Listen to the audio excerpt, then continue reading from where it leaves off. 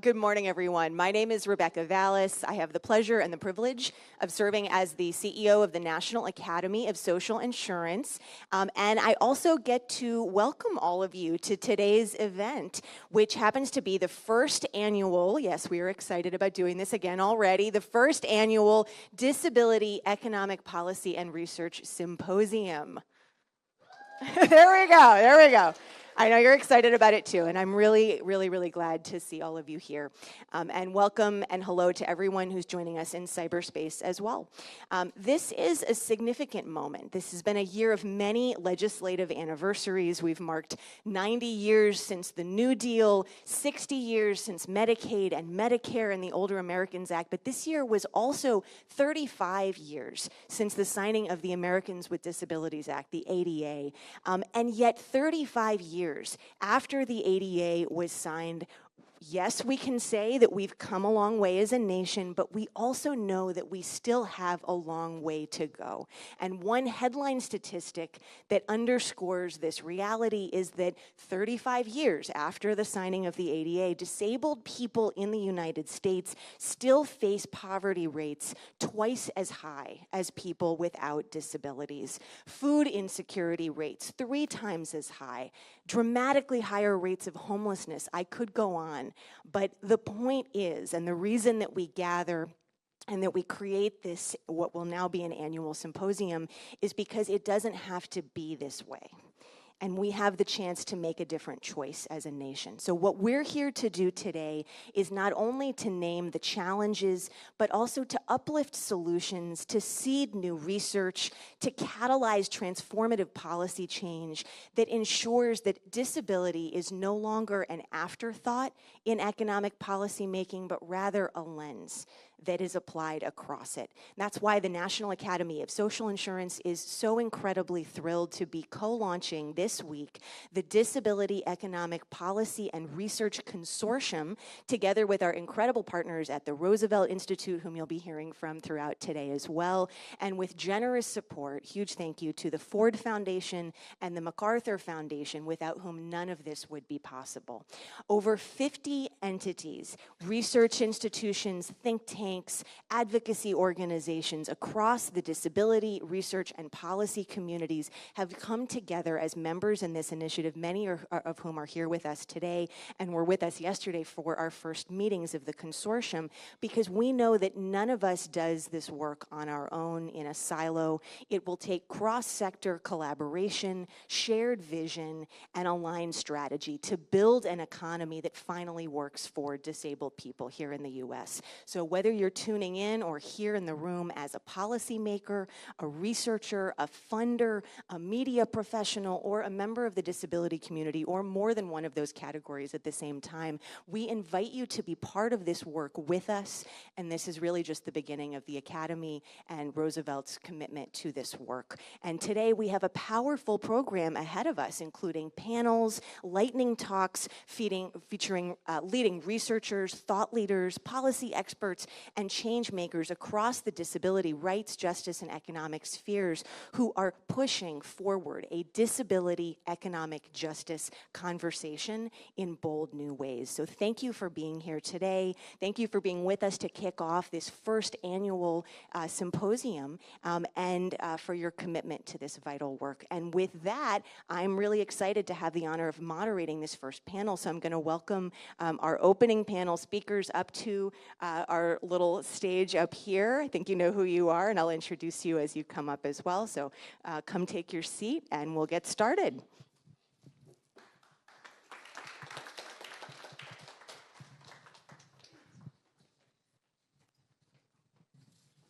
Now, this first conversation today is going to ground our conversation in effectively why we're here. What are the root causes of why disability remains both a cause and a consequence of poverty in the U.S.? And we're going to begin that conversation that we'll be having throughout the day. What is it going to take to shift that reality?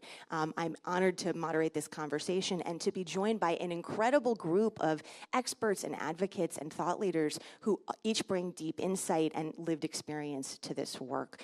And so down on the end, we have Maria Town with the American Association of People with Disabilities. We have Haley Brown with the Center for Economic Policy Research. We have Tracy Groniger with Justice and Aging. We have Marissa Ditkowski with SEDEC DC. And we have AJ Lank with New Disabled South. So please join me in thanking our first panelists. And the opening question I'm going to throw to each of you, and Maria, I think I'm going to give you the chance to open up with this, and then everyone will get a chance to weigh in, is if we held up a mirror to the American economy and we did that through a disability lens, what would it show us? Thank you, Rebecca, and congratulations on this incredible occasion and launch. I'm so proud to be here. AAPD is so proud to be a part of this work. So in the disability community, we know that every issue is a disability issue. We know that disabled people exist in every community across the United States. And so when we think about the economy and how it's working for disabled people, we have to acknowledge that the American economy doesn't work for most Americans. And so the reasons that the economy is not working for older adults or for Latinx people are the same reasons it's not working for disabled people. But to give you some specifics, pipeline programs, i.e. Education, internships, career development, usually exclude disabled young people. And we are seeing efforts to increase the inclusion of these pipeline programs being eroded as we speak.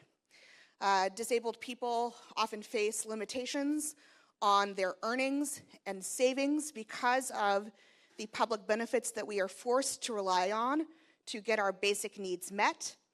This means that we cannot plan for our futures or dream big or establish big goals. Disabled people are also often forced to live away from the homes and communities that they love in order to get their needs met and not participate in the economy. When we look at things like disabled people's ability to be really engaged consumers, we also have to acknowledge how many accessibility barriers there are in things like basic retail, whether it's physical space of stores or the fact that we still do not have a ADA Title III web accessibility regulation. And so, you know, I often think if we can't spend our money, everything should be free, right? But it's not. And in fact, and I'm sure many of our panelists will speak to this today, things are not free for disabled people. Disabled people aren't free. And in fact, our lives are often more expensive and things come at a higher cost for us in both the literal and metaphorical sense.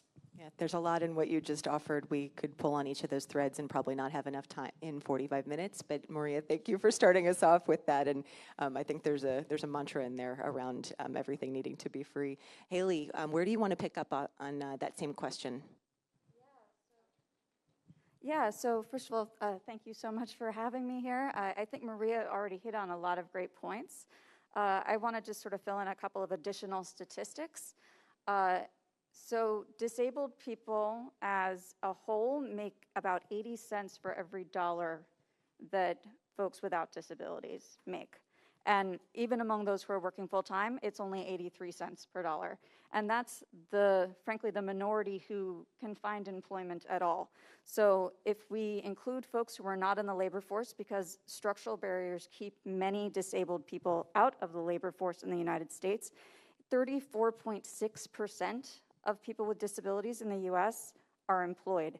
For people without disabilities, it's nearly 75%. And it doesn't actually have to be like this. If you look at other countries, the rate in Germany, for example, is 49.8%. So this is something structural that we have done in this country that's keeping folks with disabilities out of the labor force, out of paid employment. And as Maria mentioned, it's not like things are less expensive for people with disabilities. In fact, they're often more expensive. The ADA did a lot, and I would maybe characterize it as necessary but insufficient for the advancement of folks with disabilities. The other thing that I just want to quickly hit on is that, so there was, under President Biden, we saw somewhat of an increase in disabled employment. There are a lot of dynamics there that sort of make one wonder how meaningful that was, or whether or not it was just a sign that there were more people with disabilities. But the stats that I'm describing are from the years under the Biden administration when the economy was growing overall. It was disproportionately not growing and not improving for people with disabilities, and that means that when things go south, things get worse, people with disabilities have less of a buffer to be able to weather those storms, and those storms are going to disproportionately harm them. I'm so grateful for your bringing in some of the numbers, and obviously that paints only some of the picture, and a lot of what we're hearing as well is going to be about people's lived experiences. But just want to uplift, Haley, you have done some really wonderful work at CEPR, including a big chart book that puts a lot of these numbers together, right? And that's one of the things that we have included in the new research hub that the Consortium just launched actually yesterday at disabilityecon.org. So you can find more of Haley's research there. Tracy, Justice and Aging does a lot of work at the intersection of aging and disability, which is an incredibly important intersection for us to be bringing in throughout today's conversations, but throughout all the ways that we think about the barriers that disabled people face in the economy, but also what are many of the solutions and how should we design them. What are you thinking about holding up a disability lens to the way the American economy currently works? Yeah. I feel a little bit like an echo chamber because I think that what you all have already said is so true, and I think that something that I thought of when you asked this question was how we are penalizing people for things that we would often encourage in others. So older, low income, people with disabilities are not able to save in a society where we are constantly saying, save, you should plan for the future, you should be ready for emergencies, and you shouldn't have, no savings, except if you're poor. And then you can't have savings or else you don't get your Medicaid, you don't get your benefits, you don't get the things that you need to survive. And so I think that that's a really glaring kind of example of how we treat people differently, and we look at people differently and put them on the outside versus the ways that we can encourage people to save, encourage people so that we're not treating people as if they are somehow at fault for not having money, for having disabilities, for being older. We're putting people in an outside group in a way that we don't have to and we shouldn't be. And I think that we really need to think about how we are treating people in our society based on stereotypes and things that we think, and who is at fault or not at fault, or who is the favored population or not. And as I know you'll talk more about, and others will today as well, also in some cases just really outdated policies that haven't been looked at in a long time. Exactly. Marissa, same question to you, just applying that disability lens, holding up a mirror to the American economy. What would it show us from your perspective? Yeah, this is Marissa. So, obviously echoing everything my esteemed co-panelists have said, I'll talk more about a lot of the specifics later on in the panel, but I think holding up a mirror, it wouldn't be a very good mirror because we don't see ourselves reflected or our needs reflected. And so I wouldn't really see myself in said mirror. So I think that's part of the problem, is that we are not being considered in the picture. We are not the architects of this economy. It doesn't work for us. And so, not a very effective mirror. I appreciate the candor. AJ, same question to you, and then we'll have some others for you guys to pull on some of these threads additionally. Yeah, hey y'all, I'm AJ. I'm a black dude with my beard growing back in. I've got on a black sweater, a black hat, green pants, and black shoes. I just want to name that capitalism is disabling.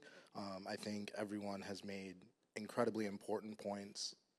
And I would add that even that data is flawed because disabled folks are often forced with, an unimaginable choice of declaring that they're disabled if they're not obviously or apparently disabled, and viewed as disabled by the system. But also there are millions upon millions of disabled people who are navigating the capitalist system and are not part of those statistics as being employed or being underemployed and struggling. And so I think when we talk about not seeing yourself in the mirror, I think the mirror is distorted. I think how, you know, we're talking about using disability as a lens. If you want to bring in disability justice and an anti-capitalist ethos, the mirror is always going to be distorted, whether or not disabled people feel the pride and the ability to self-identify as disabled in the workforce, regardless of their disability. Maria, I think it was Maria, talked about, you know, the caps, the income caps, right? Like, because you are viewed as so disabled that you can't make any money, right? Otherwise you don't get benefits. So I think the mirror is always going to be distorted, and maybe the disability lens is what distorts that or shows the true distortion. Thank you for that, AJ.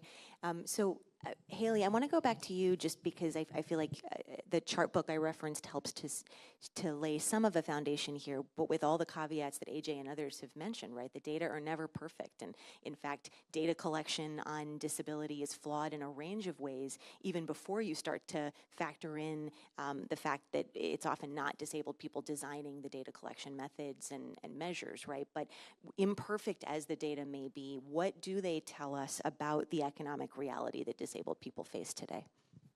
Yeah, so that's a great question. I definitely want to echo AJ that based on everything we understand about the limitations of the data we have, disability is almost certainly underreported, particularly in these surveys that we're using to measure other economic metrics, like the current population survey. In part because of the way we administer it, in part because of the way we ask the questions. And this may seem a bit in the weeds, but I think that these are really important things to think about when we're trying to figure out what these numbers mean. But even the conservative estimates that we have paint a pretty bleak picture. I'm gonna use a non-survey thing that I think is worth mentioning, but the most common type of discrimination, non-retaliatory discrimination complaint in 2023 was disability discrimination. Now, to some extent, maybe that's a good sign. We want people to feel comfortable reporting it. We want to have that outlet there, but it's also a sign that we have a lot of discrimination against people with disabilities, and that's among the subset who have managed to be able to enter paid employment. I could go on, I could list a bunch of stats, but what the main picture that they paint is that disability alongside other structural factors mean that capitalism, while it is cruel to everyone, is especially cruel to people with disabilities. And in my mind, one of the things that I see as a potential way to address this is making sure that folks with disabilities can avail themselves of power, like being part of the labor movement, so that they have a way to push back against capitalism in solidarity with other people who are being hurt by capitalism as well. And Maria, I'm going to go next to you.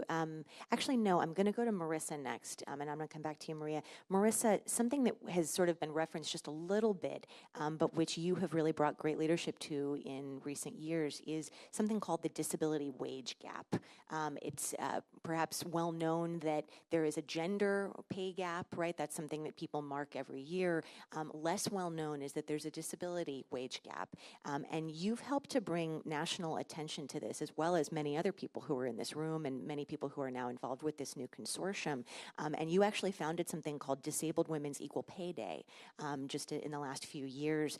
Talk a little bit about why the disability pay gap exists, why it persists, and anything that you've uncovered in actually bringing that recognition every year into the intersection between disability and economic work.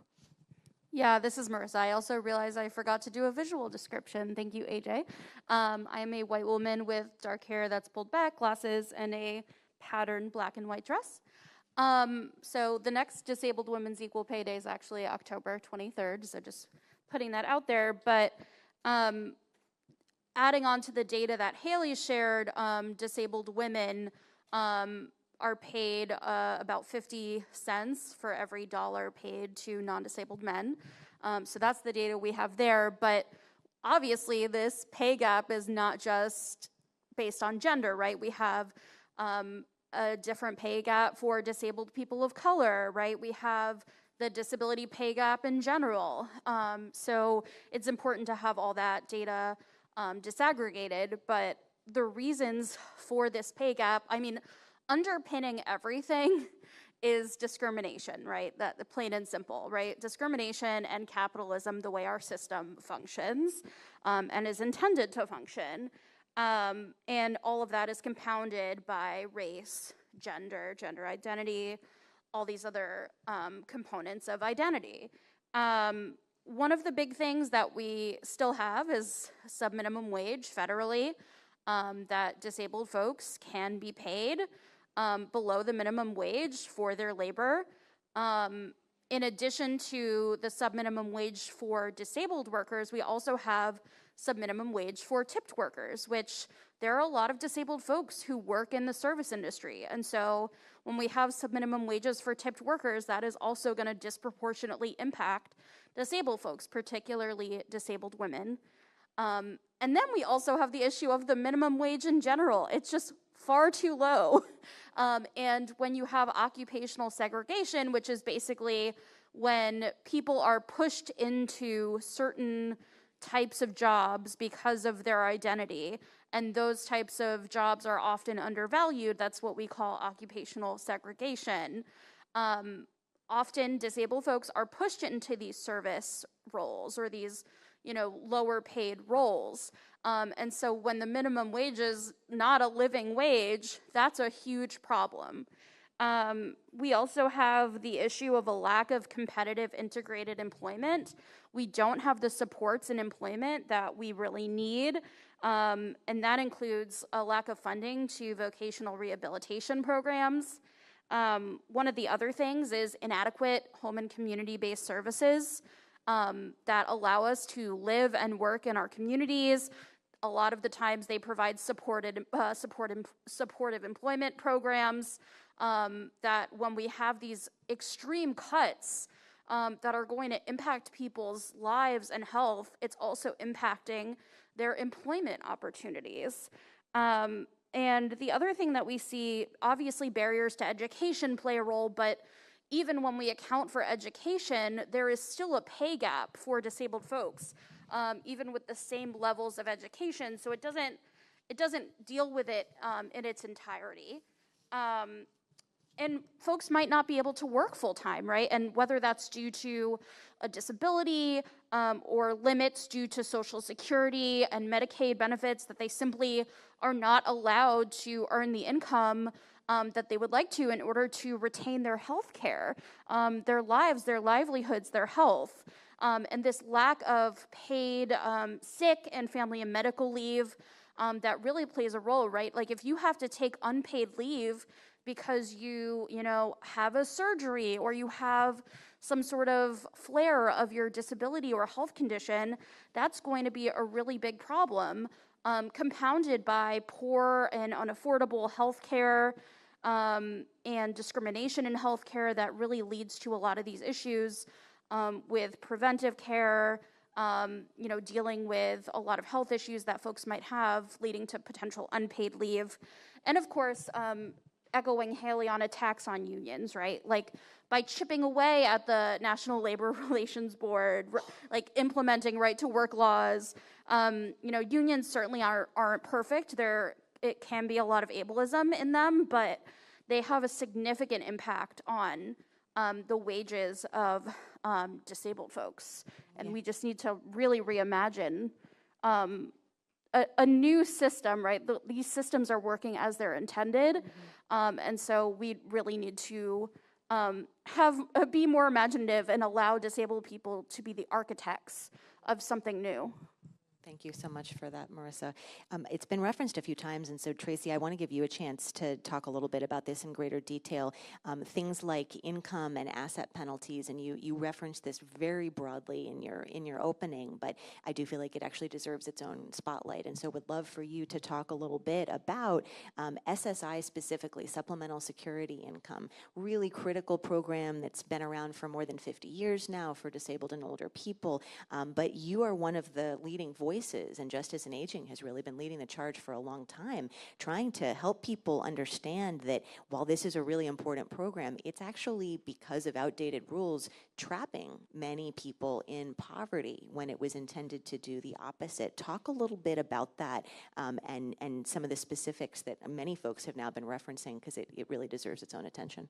Yeah, SSI is such an important program, and I think a lot of the general public doesn't even know it exists. Oftentimes you hear people talking about Social Security, and they may be receiving SSI and not even distinguish between the programs, but the way that we treat them are very different. And Social Security versus SSI is a kind of night and day in terms of how we view it, how we maintain it and take care of it. People have been complaining so much about kind of Social Security and how are we going to protect the program, and SSI has been neglected for decades in a lot of really important ways. So we have seen, for example, in terms of income disregards, people not being able to keep more than $20-ish of their unearned income. For older adults who are receiving Social Security, that means that you could have some Social Security benefit that is not a lot, but it is something that would help you to supplement your SSI benefits, which are capped at below poverty levels. So it's not like people are getting, you know, the maximum amount of social SSI and now everything's great. They're getting the maximum amount and they're still below poverty. And the way that we have set the system up, they can't use additional money to help supplement their income so that they can have more. Again, also back to savings, you know, we've capped the asset limit at $2,000, and that is over 4 decades old now. There's no way that Congress intended for people to only be able to save $2,000, have no other source of resources or emergency savings, and expect that they're going to be able to keep up with the things that they need in life, like the car repair, the roof repair, whatever it is. That just doesn't make any sense. And so similarly, there are all these different categories of issues that could be updated, that need to be updated. A big one is also marriage. If people get married, they lose about 25% of their SSI benefit, which is hundreds of dollars. And you're looking at a low-income couple who are receiving SSI and taking away, you know, $500 of their benefit. That makes no sense. And it's because of the neglect. It's because of the fact that we haven't kept up with this program and realized how important it is that we are seeing these kinds of results and this harm. And I think part of this neglect also leads to people not even accessing the program in the first place. We don't talk about it. We don't make people aware of it. We stigmatize it in a way that I think for older adults means that, you know, I think only half of the eligible low-income older adults who could be receiving SSI actually are, and there are so many reasons for that, but the way that we treat the program in our country is part of the problem. And so recognizing that it is an important program and that we've neglected it and that we could be doing so much more to help low-income older adults and people with disabilities would be really important and is really important for us to be doing. So I'm really glad that we're having this conversation and that we have it over and over again and keep trying to really talk about how important the program is. Yeah, thank you so much for that, Tracy. And Maria, I want to let you speak a little bit about this too, because this is an issue you've worked on for a long time. It's an issue that you've experienced. And also it connects to some of what you were saying before about younger people who are transitioning into adulthood, right? So anything that you want to add to the points Tracy's been making, which are not just about SSI, there's other programs too across public benefits that can force disabled people to choose between the supports they need and being able to earn the income that they need to make ends meet or even to save for the future. Sure. One of those other programs is Medicaid. And in the conversation about SSI, many times people don't realize that part of the reason that disabled people, particularly disabled younger folks, whether that's young adults or, you know, working age adults, are staying connected to SSI because it is their path to Medicaid and Medicaid-funded home and community-based services or mental health services. Medicaid is really the only payer for some types of vital health care. And there are strict income limits. We have, much like how Social Security started out and safety net programs for older adults, a patchwork system across this country around income limits for Medicaid because of the variances in Medicaid buy-in programs. Almost every state has a buy-in program. Very few of them actually make a meaningful difference in the lives of disabled people and their families. Just last week, I was speaking with a son and his mom who moved from Tennessee to New Jersey, in part because New Jersey had a better Medicaid program than Tennessee. And I said, but you moved, which means they have to become eligible for those benefits all over again. At the same time, there was a daughter and her father standing next to them who had moved from Massachusetts, which I would argue is a very Medicaid-friendly state, to Florida, the exact opposite. And I said, oh my God, how are you managing this? And they said, we're not. And then they spoke to this other family about the different types of programs that exist in Massachusetts that don't even exist in New Jersey. And the mom looked at her son and said, we may have to move to Massachusetts, right? And these are not wealthy people who have lots of disposable income to do multiple moves across a short period of time. But disabled people and our families face real desperation because we cannot get our basic health care needs met and without Medicaid, and because of income limits on Medicaid, are forced to keep our assets extremely low. You mentioned marriage penalties. There's also the Medicaid divorce, right? Long-term married couples forced to spend down their assets, forced to divorce in order to get healthcare needs met so people can stay alive. And guess what? You can't participate in the economy if you're dead. Like that, we have to say that. And so Medicaid is essentially important. And I also want to talk about ABLE accounts really quickly. And I know folks from NDI are in the room who really lead on ABLE accounts.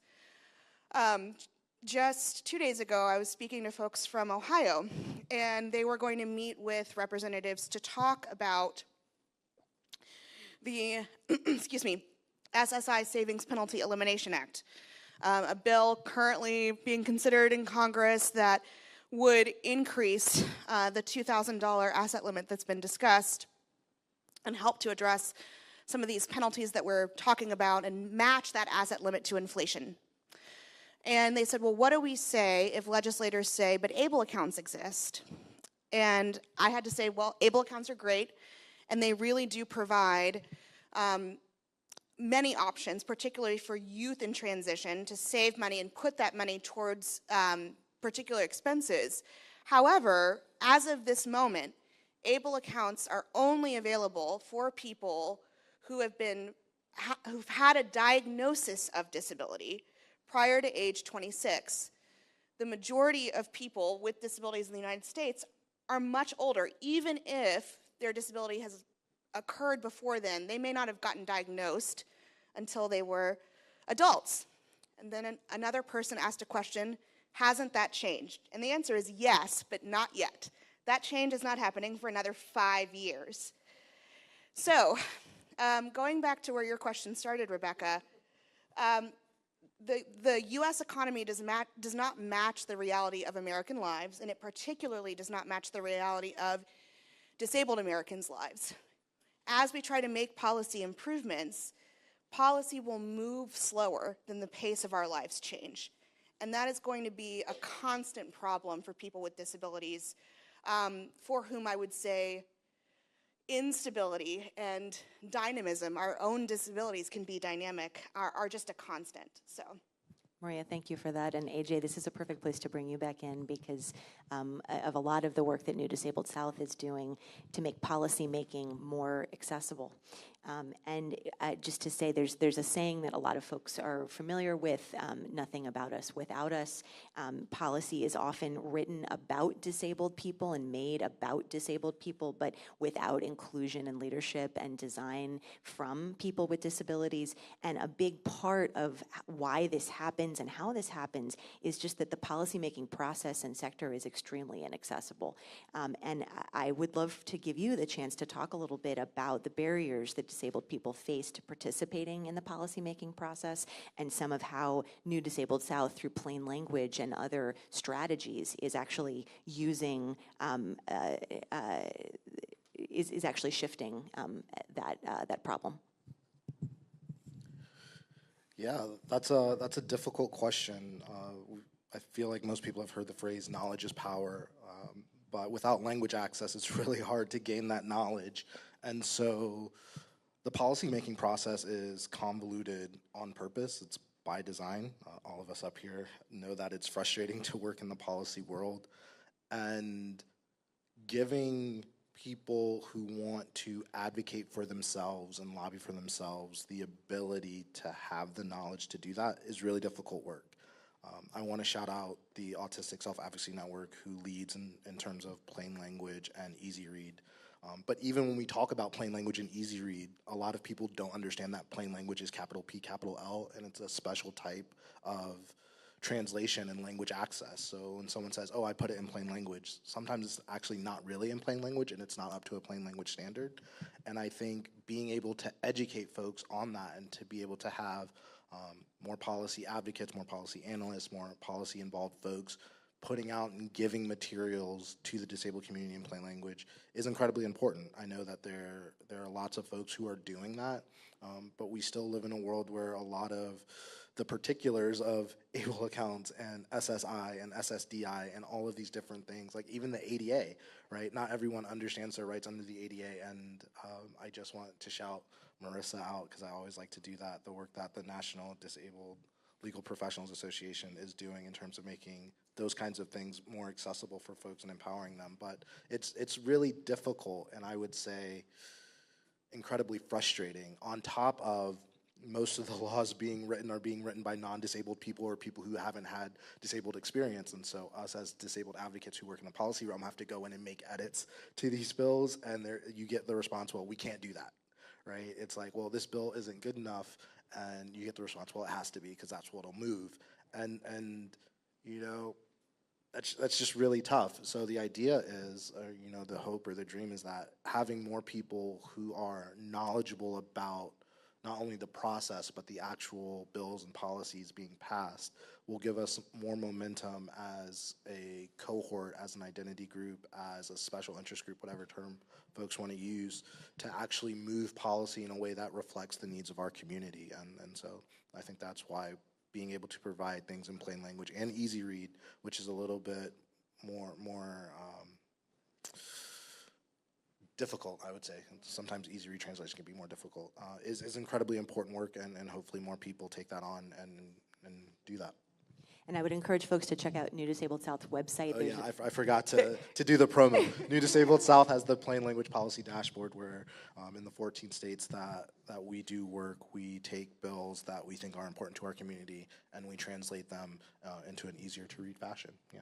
More understandable. Which is an amazing and really powerful tool, and also something that is a model that others could look at and say, oh, how can we do this across the materials that we're creating? ASAN totally deserves that amazing shout out as well, and actually has a lot of resources on what is plain language, how to do this, and guides and best practices. So really glad that you plugged them as well. One of the things I'm most excited about that is still very much in development, but that is part of the strategy of this Disability Economic Policy and Research Consortium's new research hub, is actually to produce plain language summaries of key research, right? Because often even just the research itself can be really inaccessible. People can produce really important papers showing the additional costs of living with disability, and yet reading it might be really challenging for a lot of people, whether or not they have a disability. And so plain language summaries of research is something we're endeavoring to produce as well. I want to close us out with a couple of questions to kind of take all the things that you guys have offered and bring them into the next rounds of conversation that we're going to have today, really to start to make that transition. A lot of what we heard in yesterday's first meetings of the consortium was from folks across the different aspects of the ecosystem that they come from, whether from the disability rights, disability justice perspectives, or from economic policy and research, that there's a lot of there's a real challenge in actually knowing whether we've gotten to where we're trying to go if disabled people aren't actually included and centered in defining and measuring what success looks like. And so back to the limitations in data, right? Haley, you spoke about this a little bit. AJ, you spoke a little bit about this, and Marissa too. I would love to give each of you the chance to weigh in just a little bit on what it will take and what it would look like to actually center disabled people in designing and defining and measuring what economic success looks like. And Maria, I don't know if you want to take a shot at that first. Where do I start? To build off of the plain language conversation, we have to present a multitude of options for engagement and contribution.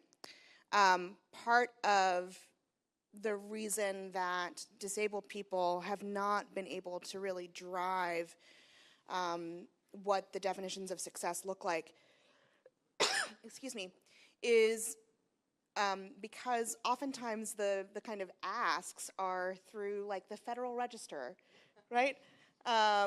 Through comment periods, or actually, through forums like this. Part of the reason that policy is so dominated by white upper class people is because of the flexibility they have around time.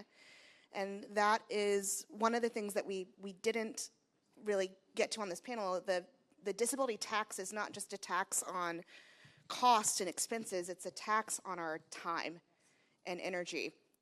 And so in creating a definition of what kind of success looks like within an economy for disabled people, part of how we get to that definition is through giving disabled people agency over our time and energy. I'm so glad that you brought that in, and it's a whole topic in and of itself that also intersects with many of the other things that we're talking about, like administrative burdens and other things. Haley, same question to you. Yeah, that's a great but tough question to answer. This is Haley. So I think a successful system for folks with disabilities incorporates a lot of universal design principles. We have a lot of the things we're discussing, while they are make or break for folks with disabilities, they're not great for people without disabilities either. So things like universal health care, worker power, that's something where we want disabled people to be at the table, but we also want those things to just happen in general for everyone. I think a successful system is also inclusive of disabled voices and gives them agency in defining that. I don't feel like I should be defining it all on my own, but it definitely includes robust data where folks with disabilities are weighing in on how they want to define their own identity, and we're having multiple options to measure different things so that we have a clear picture of what's happening. It's really hard to measure success if your measurement tools are insufficient. The one final thing that I would add is, and this is touching to some extent on what Maria was saying, the way that the ADA is enforced puts the entire onus on disabled people to file lawsuits. That is resource intensive, that is time intensive. It's difficult for anyone, but imagine you're managing a disability at the same time that you're having to jump through all of these expensive, time-consuming procedural hoops. We need more immediate triggers. We need other enforcement mechanisms to make sure that disabled people can avail themselves of their rights without having to sacrifice all of their time and money to do so. Thank you for that, Haley. Same question to you, Tracy. So I think I'm going to build on what you both have already said, and I think this also implicates the way we think about aging, in that I feel like there is a way that we create these out groups and in groups, and it's funny because we're all within these groups. So I think that, we're all aging. There are always times where we are not going to be at our peak physical condition, and yet we create these barriers. You have a disability, you are old, you are this, and then we make it harder for people to then live. And so I think that the way that we set up our programs is wrong. You know, we create these barriers to keep people out when we should be letting more people in, so that we actually are helping, to your point, we're helping all of us, because everybody should have universal health care. We should all be able to get up to the next flight of a building. We should all be able to do these things. And if there is anyone who can't, then how do we make that happen? Like, I think that the way that we're thinking about it is wrong. And I think we need to think about it in a way that is inclusive and is doing outreach instead of putting up barriers. Marissa, same question to you, and just to kind of repeat it, what, from your perspective and experience, will it take to ensure that disabled people are centered in how we define and measure economic success? This is Marissa. I think part of the problem is that we feel confined to current systems, working within them, quote unquote reform. Like things like the SSI Savings Penalty Elimination Act, like, would be immensely helpful for people in the short term, but to me, it all just feels like a wet Band-Aid. And so, you know, getting disabled people in leadership in the current system, again, a great short-term solution. There are a ton of barriers to it. I know Disability Victory, for example, has been doing a lot of great work on trying to get disabled people running for office and providing that support, but when we talk about SSI and Social Security and all these things, like, there are a lot of things limiting the ability of disabled people to run for office and actually be in charge. But like, these systems are inherently flawed. It was designed this way. It's not an accident. They're working exactly as they're intended. But like, we need to think more about what it means to actually be the architects of something new, where being quote unquote in charge is not the way we view things. This power dynamic, this, you know, inherent structural inequity that we have in these current systems in capitalism. So yeah, and the ADA operates within this system too, right? Like, it is based in our current, the way things are currently structured, putting employers first. And so, yeah, I think that's what it would take, is just a complete changing of how we view things and reimagining something better. And Marissa, while you've got the mic, I'd love for you to give a plug for and talk a little bit just briefly about what INDLPA is, because AJ mentioned it before as well, and it's a big part of this larger strategy, right, to bring more disabled people into those positions of leadership and to access and to writing the rules of how society runs. So what is the National Disabled Legal Professionals Association? Yeah, this is Marissa. So the National Disabled Legal Professionals Association is a group of disabled lawyers, paralegals, judges, policy folks. We're pretty flexible in what we consider to be a legal professional. And what we do is we just provide each other with support, right? Like, it's mutual aid in a way, but we do events, we do we provide resources, we provide direct support to folks who are navigating these systems that we know were not designed by us, were not designed for us, and are inherent barriers to disabled folks, particularly multiply marginalized disabled folks, to accessing the legal profession. And part of the complexity there is that we know the law is, this white supremacist system. And so we're operating within this legal system that we know is inherently problematic. And so trying to balance working within the system and, infiltrating the system is a bit difficult, but that is kind of what we are doing here, is trying to make it better, trying to make it more accessible and inclusive for folks. Do you want to plug the website so folks can learn more? Yes. This is Marissa. It is N as in Nancy, D as in dog, L as in luck, P as in Peter, A as in apple.org. Wonderful, and a lot that that organization has been able to do under just a short time under your leadership. AJ, you're going to get to close us out here.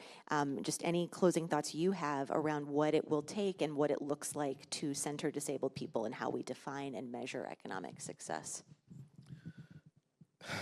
I want to shout out Sarah at Disability Victory, and also I won't forget the promo. New Disabled South has a program for fellows of people who want to run for office. It's called our Spark program. It's currently happening, but you can look into applying next year if you want to run for office in the South.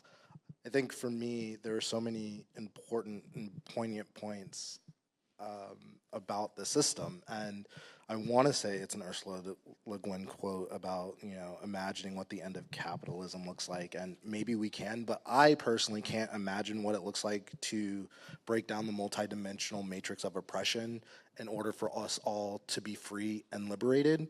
And I've come to a place in my work where that's not my job. I think dreamers are important. I think we have to continue to dream and imagine. I just know that I am not that person. So what does economic justice and liberation look like? I don't know. I just know it's my job to fight to make room for those people who do have those dreams and that imagination. And so every day it's my work to be like, this is fucked up, right? Create room for someone to come, well, this is a better way, right? So for me, I don't know if I have the creativity to imagine that just because I've lived in all of this, and I don't have the ability to imagine what true universal design looks like, what true access to healthcare and universal healthcare looks like. I personally just don't know how we get there. I just know I have to fight to tear down the barriers and the oppressions that currently exist in the current system. I appreciate that, and so much of what New Disabled South is creating that pipeline and creating those access points, right, as you're describing, to do exactly that. So please join me in thanking our opening panel. I can't think of a better way to ground this day of discussions. AJ Link, New Disabled South, Marissa Ditkowski with SEDEC DC, Tracy Groniger, Justice and Aging, Haley Brown, SEEPR, Maria Town, AAPD, and please learn more about all of their work. See, I'm just here for the promos today at all of their different websites, and lots of their work is also featured at disabilityecon.org. So thank you guys. So at this point, we're going to shift gears slightly with two lightning talks before we break for lunch.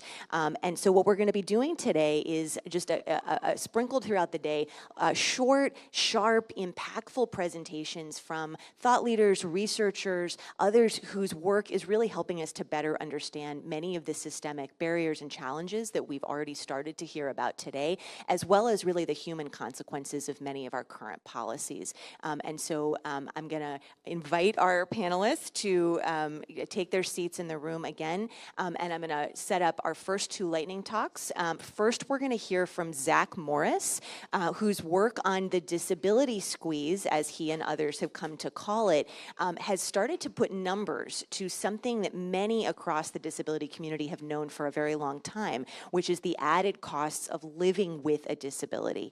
And so really excited to hear from Zach about some of that new research. And then after Zach, we're going to hear from Katie Savin, whom the Academy is absolutely thrilled to have with us as our inaugural Ford Fellow in Disability Policy Research. And Katie's powerful qualitative research documents the emotional and material toll of administrative burdens like we've been hearing about already in programs like SSI. So Zach, come on up. Yes, join me in welcoming Zach. And you'll want to switch it. Hello, everybody. I know the slides are coming, but I can introduce myself, get started. So I'm Zach Morris. I'm an associate professor at Stony Brook University. I'm a well-caffeinated white man in a gray jacket, and I'm very thrilled to be here with you. This is an incredible symposium. Thank you so much for the invitation to present. As this gets going, I'm going to make the case to you all today that the disability squeeze, the extra cost of living with a disability, needs to be on the disability economic agenda, and I would be more ambitious, the American political agenda. Wait for these slides, but I'll say that there is no greater issue today in American politics, as you all know, and if you're in New York City, you know very well, than affordability. Cost of living, inflation is at the top of the American political discourse right now. And I have a YouGov poll showing that it's by far the greatest issue in the American politics right now. What we don't have good data on is how people with disabilities are particularly impacted by the cost of living. And I have new data and new empirical evidence to support this fact that at baseline, people with disabilities spend a lot more money to live and survive than people without disabilities, and that the inflation crisis, the cost of living crisis that we're seeing across this country is particularly impactful for people with disabilities. So I guess the slides are not working, so it's okay. I would say that that this is something that we really need to bring attention to in our discourse, and we've coined this term the disability squeeze, which is all about the extra costs of living with a disability that people face, affording their needed disability-related goods and services. What we're trying to do with this concept of the disability squeeze is amplify both the effects of the disability tax, right, the expenditures that people with disabilities are having, and also the reality that many people are actually living with unmet needs for things they need, right? And that also creates a barrier to their economic participation. Okay, here we go. If you go to the next slide, so this is the YouGov poll here with inflation, top issue in American politics. Here, it's a telling anecdote here about data representation of people with disabilities. This YouGov poll, which is a great political tracker of American political issues, breaks down by race, ethnicity, political party, age, education, but not by disability, right? We don't have, how people with disabilities, which represent 40 million voters in this country, are feeling the squeeze of higher prices. We can go to the next slide.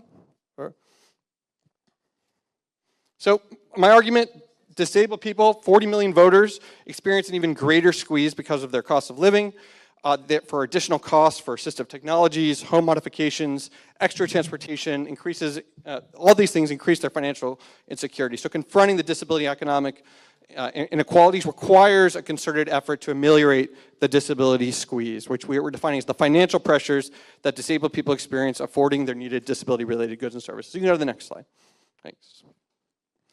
So we've just published, we surveyed a nationally representative sample in the Understanding America study, over 2,000 adults with disabilities. We designed and fielded and now have analyzed and published. It takes a long time, a big project. 8 researchers, many of you in this room, very happy to present our results to you. We asked extensive questions about various disability-related goods and services that people with disabilities need to purchase, about how often they purchase it. Over here is better. And also when the things that they need but can't afford, right? Their unmet needs. And we found, on average, across the country, people with disabilities reported spending over $5,000 annually on their disability-related costs, and there's great variation here. Some people spend a lot more, some people less. That, on average, it was about 20% of their income. So for every $5 disabled people have, $1 goes to their disability-related expenses, right? That's an enormous cost. You might know our previous work where we estimated it was 28% income.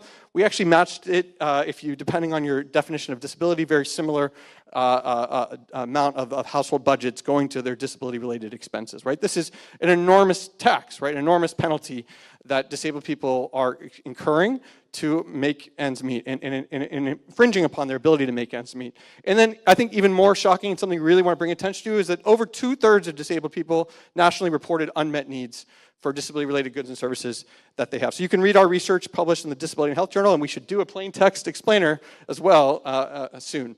Next slide, please. I want to show this quick video here, capturing the realities of the lived experience with disability.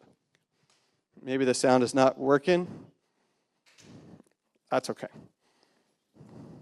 I'll show it later. This is Theo Brady, the Executive Director of the National Council of Independent Living, talking about how the asset limits for programs, the wait lists for HCBS, home and community-based living, all create barriers to his participation and increase costs of living for disabled people. So benefit and insurance programs require supports, right, are critical for supports, but they often require poverty. Literally, they require that you be poor to get access to the benefits that you need, and there's a catch-22 where working can risk losing access to the program's benefits that you need, but these benefits also help you work, right? You need these benefits, these things to work. And we have a book chapter, Nanette and I, who you'll hear from later, about how the disability squeeze is an impediment to employment for people with disabilities, right? That we found that there was an association, for example, that unmet needs were associated with lower employment rates among people with disabilities, suggesting that if we were to fulfill these needs,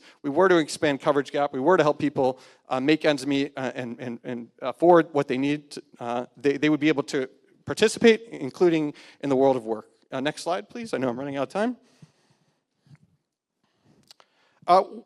Just to demonstrate the impact of this disability-related costs on household finances, 32% of our sample of disabled adults said that their extra costs make it more difficult for them to make ends meet. 18% reported going into debt to cover things related to their disability.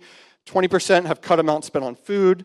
10% report being unable to make housing payments. A quote here, I'm collecting stories about people's disability, and I have a podcast on disabilitysqueeze.org. Encourage people to share their stories. Kelly from Georgia, who agreed to share her story, said, I was in desperate need of a motorized scooter and insurance would not cover it. I decided to do a GoFundMe campaign. Of course, insurance doesn't pay for car lifts either. As someone in a fixed income, these costs are just some of the added extra financial burdens of having a disability. Next slide, please. One thing I want to make clear to everyone is that the wealthier you are, the more costs you have, right? Which is, and the poorer you are, the fewer expenditures. So this is income and costs. And so when we look at low-income people who are reporting low expenditures, we should not treat that as a positive economic signal, okay? Because we also see that the lower your income, the higher your unmet needs, right? And so it's very important that we have a fuller picture of both expenditures and unmet needs when we talk about the cost of living with a disability and the disability squeeze, because many people, particularly low-income people, people below the federal poverty level, are going without things they need and are greatly inhibited in terms of their participation. Next slide, please. So what does it mean to bring the disability squeeze onto the disability economic agenda? I think, first of all, it means we need to adjust our income-based measures of poverty, like our federal poverty level, for the extra cost of living with a disability. We previously estimated that more than 2 million more people with disabilities would be counted as poor if we were to adjust our federal poverty level. And if that translated into means tests, that would mean more people eligible for programs like Medicaid and SNAP, et cetera. But I think a real-world example, because I don't imagine that happening now, is disabled people are eligible to receive a deduction for out-of-pocket medical expenses through SNAP. Maybe people don't know this. Only 8% of SNAP non-elderly households with disabilities claim the standard medical deduction, right? It is not being taken up. So I think states should simplify, raise this deduction, and expand take-up. We need to speak about this SNAP medical deduction because it will expand eligibility and benefits for SNAP. That's one example. Another thing we need to do is we need data on the needs and challenging facing disabled consumers, right? So a real-world example that I think is a glaring one is there's no disability identifier in the Consumer Expenditure Survey, our marquee survey that we use to identify inflation, to identify consumption patterns in the American economy. We have no way to track how disabled consumers are experiencing in that economy. I've talked to the BLS statisticians about this, and they are actually very interested in this. And they think this is a problem. They need a push. They need pilot funding. They need advocacy push. Maybe they need an act of Congress to mandate this. But I think really it could have very important implications to document consumption trends in that community, and also have policy implications. For the COLA adjustment for Social Security disability is built on the CPIW, which is the average urban wage consumer. That is a consumer has systematically different consumption patterns than a disabled consumer. And we've done some estimates. We have an MBR working paper on this showing that we would have a very different COLA adjustment, more targeted towards the disabled consumer if we developed a CPID for a consumer, CPID for disability, just like there is a CPIE now for elderly consumers that's been developed through congressional mandate. Finally, we need to raise public awareness of the disability squeeze to drive policy change. Affordability and cost of living are dominating our public concern. Few political surveys highlight the extra costs and their impact on people with disabilities, so we need to elevate an awareness of the disability squeeze to construct the need for reform. Right? We need to build the case for reform for SSI asset tests, HCBS wait lists, responses to the effects of OBA, which I think is the looming enormous thing that we're going to be talking about in years to come. I imagine next year's symposium will be very focused on that. Thank you so much for having me. Here, my next slide, you can, before I go, please join us next week. We are hosting the Disability Squeeze Symposium in person at New York Law School and on Zoom. You can join at disabilitysqueeze.org. Many of you are here. Mia Evis-Rubli from Center for American Progress is going to be our keynote. Please join us. Please spread the word. We'll talk more about this problem at that symposium. Thank you so much. My email is the next slide. Thank you so much, Zach. And I'm just going to keep helping people do their promos because that seems to be my main job today. We're actually really excited that one of the first plain language summaries being debuted at disabilityecon.org is actually of your research on additional costs of living with disability because it's so important. So you can find that there. And next up, please welcome Katie Savin. Hi, everyone. Okay, so my name's Katie Savin. I'm an assistant professor at Sac State in the School of Social Work, and I'm honored to be the inaugural Ford Fellow in Disability Policy Research at the National Academy for Social Insurance. And I'll be talking to you today about the human cost of administrative burden, or the human toll. So I got costs on my mind. And I'm coming to you from 3 different perspectives. I'm drawing one from my own experience as an SSDI recipient. I'm also drawing to you from nearly 100 in-depth interviews with SSI recipients about their experiences, and from a project I did this summer, along with my colleague, Dr. Callie Freitag, and our colleague, Matthew Boris, where we interviewed about 30 legal service providers to learn what are they experiencing with Social Security Administration this year and how has that changed in this new administration. Slide, please. Okay, so to start us off, getting on the same page, what is administrative burden? Administrative burden simply can be anything an individual experiences in interaction with the state as onerous. And scholars Hurd and Moynihan have developed this framework for us where we look at 3 different types. So we have compliance costs, which is anything that you need to do to follow the rules of a program. It could be filling out paperwork. It could be meeting with a caseworker. In the case of SSI, maintaining those asset limits at $2,000. We also have learning costs. So how do you find out that a program exists? How do you learn about it? And then how do you figure out how to keep being eligible, how to follow those rules, what to write in the paperwork? And then we have psychological costs. Those can be things like the stigma that Tracy mentioned earlier that people experience in being part of benefit systems. It can be the fear, stress, and worry in trying to figure out how can I stay eligible.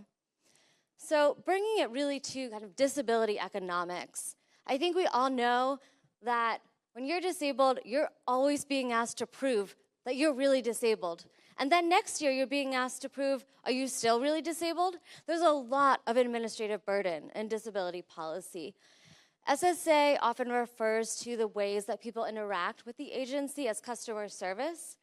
I think that term really belies the gravity of these interactions, which really amount to survival. So I'm going to give you an example of that, introducing you to someone I interviewed named Cassandra. So I'll ask you to, thank you. So Cassandra is a 30-year-old multiracial Black woman who lives in California's Central Valley. She has to rely on multiple different types of benefits to make ends meet, including SSI, Medi-Cal, which is our California Medicaid, and CalFresh, which is California's SNAP. And she's also a regional center consumer. That's the California Agency for People with Intellectual and Developmental Disabilities. And in an area with really very poor public transit, she relies on public transportation. And I learned that because the first couple times I talked to Cassandra was on the phone while she was on a bus. And she was extremely overwhelmed.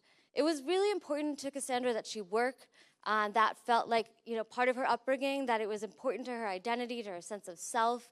So she tried working part-time. She lost that job because of what she referred to as communication issues she had with her employer.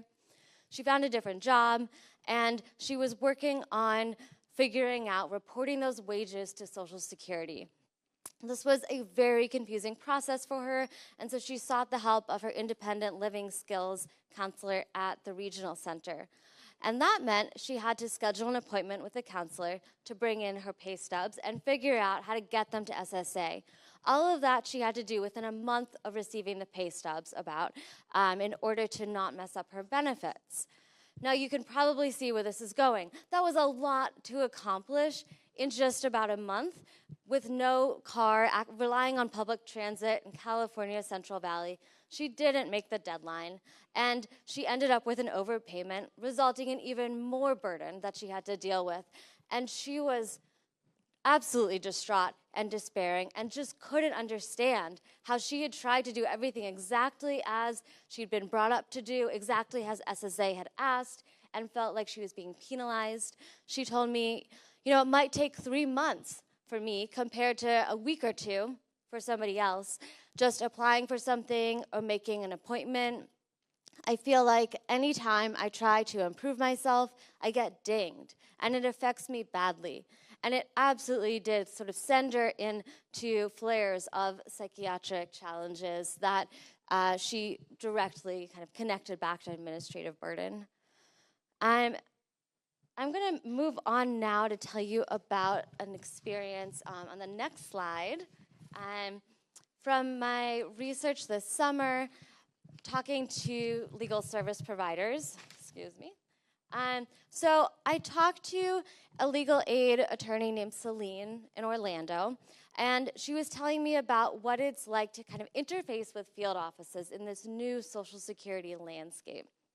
And she told me that, now that field offices were requiring appointments, this whole new area of burden sort of arose. So in Orlando, in the Central Valley, there's also a lack of public transit. So if somebody wanted to get to their 10 a.m. Social Security appointment and didn't have a car, as most of her clients didn't, they might have to get on a 6 a.m. bus, might get them there around 10:30, and then their appointment might not be till noon. And the Orlando field office was not letting people wait inside. They had to wait outside until their appointment time. There was excessive heat warnings for weeks in Florida, which set up this really awful situation. She described this scene, which really has stuck with me since. She said, if you were driving downtown and wondering what a huge group of people are doing, kind of winding around the block, they're waiting to get into the Social Security office, largely. You've got disabled people standing out in the heat. We've had extreme heat advisories here for 2 weeks now? So you'll start to see community organizers and other community organizers will come out. Families often feared even going into the offices, even getting into that line. So slide, please. Thank you. So just kind of want to wrap up on the human consequences broadly of this that I think a couple legal service providers from here in DC captured really well in this quote. They said, they talked about how Social Security, when they do things like not process applications on time, not sending things to the right office, that this has real impacts. They said it's affecting their lives, their day-to-day living, it's affecting their cash, which is the only cash they have, which then affects their SSI, their Medicaid eligibility or their Medicare. And also, I think like the stress and anxiety of all this, it really takes a toll on people too.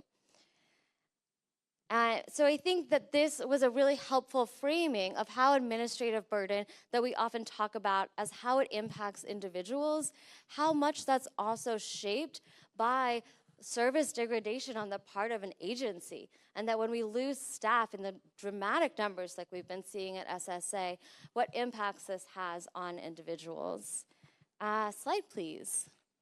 So to close, moving forward with this whole kind of theme of this symposium of identifying the problem and also looking towards the solution, I want to take a moment to think about administrative access as the answer to administrative burden, and to think about how administrative access needs to design policies for people like Cassandra, for regions of the country like Orlando, and it needs to consider who will experience the same burden the most. The people in the rural areas, people with intellectual disabilities, people without cars, areas with little infrastructure. I think we've heard earlier about the time issue, right? And that we want to make sure that managing disability benefits, in which you have to prove that you can't work, doesn't actually become a full-time job for people. Thank you. That's it. Thank you so much. So we have just a minute in case there are any questions for Katie or for Zach. And so actually, Zach, I would welcome you to come up as well. Lunch is being set up, and so you guys get to be in that really popular spot of being the people in between everybody and lunch. But also, I want to give them a minute to set up. So do we have any questions for Zach or Katie about their research? I see one right here, and I'm going to bring my mic over to you. You want to say your name before you... Hi, my name is Christina Hassan. My question is for Katie. I wanted to know, as I want to do my own research, my own interviews, how did you get 100 people to participate? Hi, Christina. Great question. Very exciting you're doing your own research. So I will say that was over a period of a few years, and it was a lot of different strategies. I am part of disability community myself. I honestly started at home. I started asking people I knew. I started reaching out to organizations that I knew served people with disabilities. I think you're in an incredible room right now to be trying to reach people. So I would say what's key is get something shareable, like a flyer that has what you want to do, who you want to reach, and a way to contact you. And ask people to distribute it. And I imagine that there are a lot of people with quite a lot of reach in this room who would be glad to do that. And I'm also happy to talk to you more later.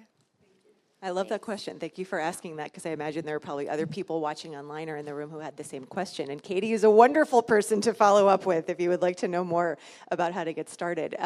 Other questions for Katie or for Zach? I know you guys have questions. I know this room. I'm going to start calling on people. Oh, there, I felt a question from Jamie.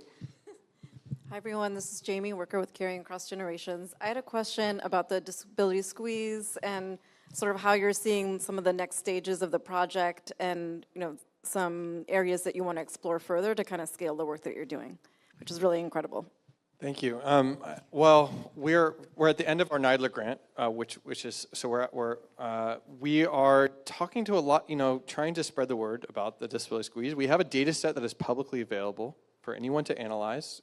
So we have really good data, for example, on housing costs for people with disabilities, data on health, home modifications, on assistive technology that we'd love people to analyze and share.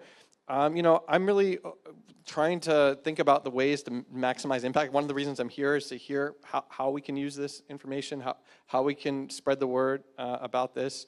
I've been meeting with people on my podcast, just trying to listen to as a way to identify it. I know it's resonating, and I don't really know if we have the right next step yet. We want to focus on inflation. We want to focus on the cost of living. So I'd love your ideas, and if you have ideas on where we can go with this, I'd love to hear it. I'm looking at Nanette Goodman. She's my partner here. We always work together on these things. Thinking about ideas. So if you have some, please share. But we are going to continue publishing from this data set, looking at disability-related costs. Also we've done a working paper with the American Foundation for the Blind on blindness-specific disability-related costs. So if you want to look at this at a different angle within the disability community, we could also partner on doing that. We have a policy brief published on their website. So I'm all welcome to hear ideas and meet with anyone. So we also have care data. that might be interesting. Okay. I really appreciate that invitation, Zach, and I feel like folks should really take Zach up on that because clearly he has a lot of opportunity to quantify things that people know anecdotally, but it's so helpful to have the numbers that then people can cite, right? I think Tracy had a question. Hello, Tracy. Katie, can you talk a little bit about how you're seeing the administrative barrier playing out in the current moment and where you're seeing, trends and how people are kind of thinking about these barriers and where you think things are headed, I guess? Yeah, thanks, Tracy. I think right now we're seeing providers talk about, these issues have been long-standing. Administrative burden has plagued Social Security, but if it's particularly SSI for a long time, what everybody is saying is it's actually worse now, unfortunately. I think there are a few areas that people tend to cite. A big one is the phone system, the fact that when people, particularly providers, try to call one field office, they may be routed to a different field office, that these policies also, they're changing so quickly. So, in between interviews, for example, the overpayment rates for SSDI will change, and that comes up in interviews too, the fact that people really are just confused. There's so much confusion on every level, from the worker on up, of what actually is the current policy, and that, I think, translates into things like people saying, I can only talk to you for 5 minutes when you call to ask you questions, and workers are thinking, it took me an hour to get through. It was the third try until I got to the right office. And now you're saying you only have, I can only talk about, say, two cases or talk for a certain number of minutes. I think the lack of regional center staff has been a major hit. People used to go to the regional center to kind of escalate. If they weren't hearing back from someone they needed to, there was somewhere to go for some accountability. And there's really, people are feeling the loss of that. I'm looking at Callie Freitag over here. Tell me if there's anything major I missed. Please fill in. Yes, that's huge. Thank you. So Callie just said the push to internet. So particularly for older adults, particularly for unhoused people, particularly for people with some disabilities that having to prove your identity, creating a MySSA account just doesn't work for many, many people. Moving to internet services. I could go on and on. And I see Rebecca, so I'm going to stop. No. You could do an entire talk on this, and you probably will at some point soon, because really excited that Katie, and also we were just hearing a disembodied voice from Callie Freitag over here, who is one of Katie's partners in crime, looking at some of these issues that Tracy was just asking about on the ground right now. So looking forward to that forthcoming paper that you guys have coming. I see another question in the back here, Joel Eskovitz. Hi, Joel Eskovitz, ARP. I had a question for Zach. I was wondering if you've come up with a way to quantify. You talked a lot about, some of the administrative burdens and such. What about insurance and having to actually try to file and get compensated for any number of different disabling conditions? Obviously, that is a huge toll, both hours and money. Do you mean the time costs? The time costs, but also the time you're waiting to be, you have money that you can't spend, essentially. So I'm really interested in, we applied for a grant to do this, I think to look at how people, for example, fund their consumption. Oh, I'm sorry, this way. Sorry, how people fund their consumption while waiting, survival while waiting, right? We know that there's higher mortality rates with people, but how people are actually, when they're waiting for benefits, funding their how they're basically making ends meet. That we've talked with some colleagues here to try to find some data on that. We don't have data on the time costs, right? And that, I think that's a limitation of our data set, right? We just have the cost that people are spending on. And also unmet needs, I think, kind of reflect time costs to a degree. But it would be, we're gonna look at the American Time Use Survey at how people spend. I don't think we're gonna have great, Jody Schimmelheid's leading a project on this. I'm not sure we're gonna have great data on time people spend, applying and doing everything, what Katie was talking about, and I think it's a gap, and we should think about ways to sort of identify it and quantify it. Maybe it's through surveying or polling and sharing and trying to come up with a estimate of those kinds of time costs and the expenses, and also, thinking about how people survival while waiting. That's what I think is an important thing we should be thinking about. How are people surviving? Because they're waiting for lots of things, right? I have a quick question. Obviously, I'm not a fan of the work requirement, but I hear that it doesn't affect people with disabilities. But I'm wondering, from the standpoint of the administrative burden related to that, what are your thoughts on that? Absolutely. I mean, I think this maps on very well. And while the administration has been saying that this won't impact people with disabilities. In fact, in order to verify that you have a disability, that is a burden in and of itself that many people will not be able to do. Both because of access to providers to provide the type of verification that will be accepted, as well as all the different types of burden that we saw here, whether it's access to caseworkers, understanding the forms, filling them out correctly. We saw just when, during the pandemic, when Medicaid had paused its requirement to recertify and then started it again, we saw how many people lost access to their Medicaid, and that wasn't even because of a real eligibility change. That was just because of having to recertify. And so I think we're going to see an even bigger issue with that will absolutely impact disabled people and some of the most multiply marginalized disabled people who have the least access to things like internet, to providers, to kind of the social capital that can help them persist through the burden. And definitely an area I know that a lot of folks are already looking at research questions around, so I'm so glad that you brought that in. I think we have time for 2 more questions, and I saw hands go up. Okay, I'll make it 3, and then we're going to break for lunch, and folks who are online are going to get a little break until we resume. So I think Dave Wittenberg has a question, and then after you ask yours, if you want to pass the mic over here. I will do so. 2 things. First, a compliment on the presentations, and then a question. First, I thought you both had graphics that really did a fantastic job storytelling. I really appreciated the Orlando graphic of people sitting outside. That really brought home what administrative burden is in the searing sun. And Zach, your sort of juxtaposition of income with unmet needs in that graphic was fantastic. So I really enjoyed that. So I wouldn't trade it for anything except a little bit more. So my question is, have you looked at regionality in sort of your results, because the disability support systems often vary, both in terms of administrative access. In certain areas, it may be easier to access benefits. And similarly for you, Zach, have you looked at how costs vary by different regions, or I'm not sure if your sample size is large enough for that. Yeah, thank you, Dave. That's a terrific question. I think I can't say that we have looked at that systematically. What I can say, doing these interviews this summer, we certainly saw dramatic variation. We wanted to try to get representation of, thinking about the 10 SSA regions. We wanted to look at all of them, make sure we had respondents from the different parts of the country, in part because what happens in different parts is so different.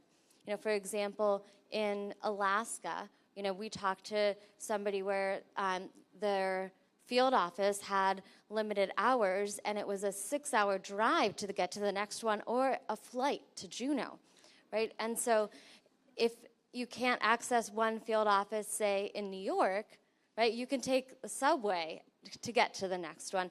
So the amount of other resources that exist, I think, is huge. Also, the amount of legal service providers that exist is really major. Like in the case of Cassandra, many people need a whole layer of support just to navigate the administrative burden in Social Security. Having access to people like caseworkers at a regional center is critical. And so I think 100% yes, it varies by region. Can I give you a systematic answer based in research? Not yet, but thank you. Just quickly, on my long list of things I want to do with this data set, one of them is to look at state variation, and we've done some back-of-the-envelope things looking at Medicaid expansion states, and there is no significant differences. We haven't published it. It's something I want to work on. If you're interested in this, this is trying to make this. It's a small sample, state level. It's a little tricky to publish it. Maybe it's more of a working paper somewhere, but this is I think it's an important thing to look at. We have done cross-national research differences, which is another area.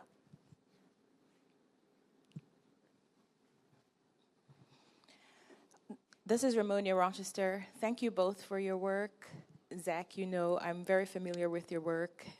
It's a data point that we quote quite often across what NDI does. But I'm curious about the model. One of the issues across typical economic models is their inability to actually measure those hidden costs, the hidden labor costs, those hidden costs that are not necessarily related to disability expenses or not explicitly related to disability expenses.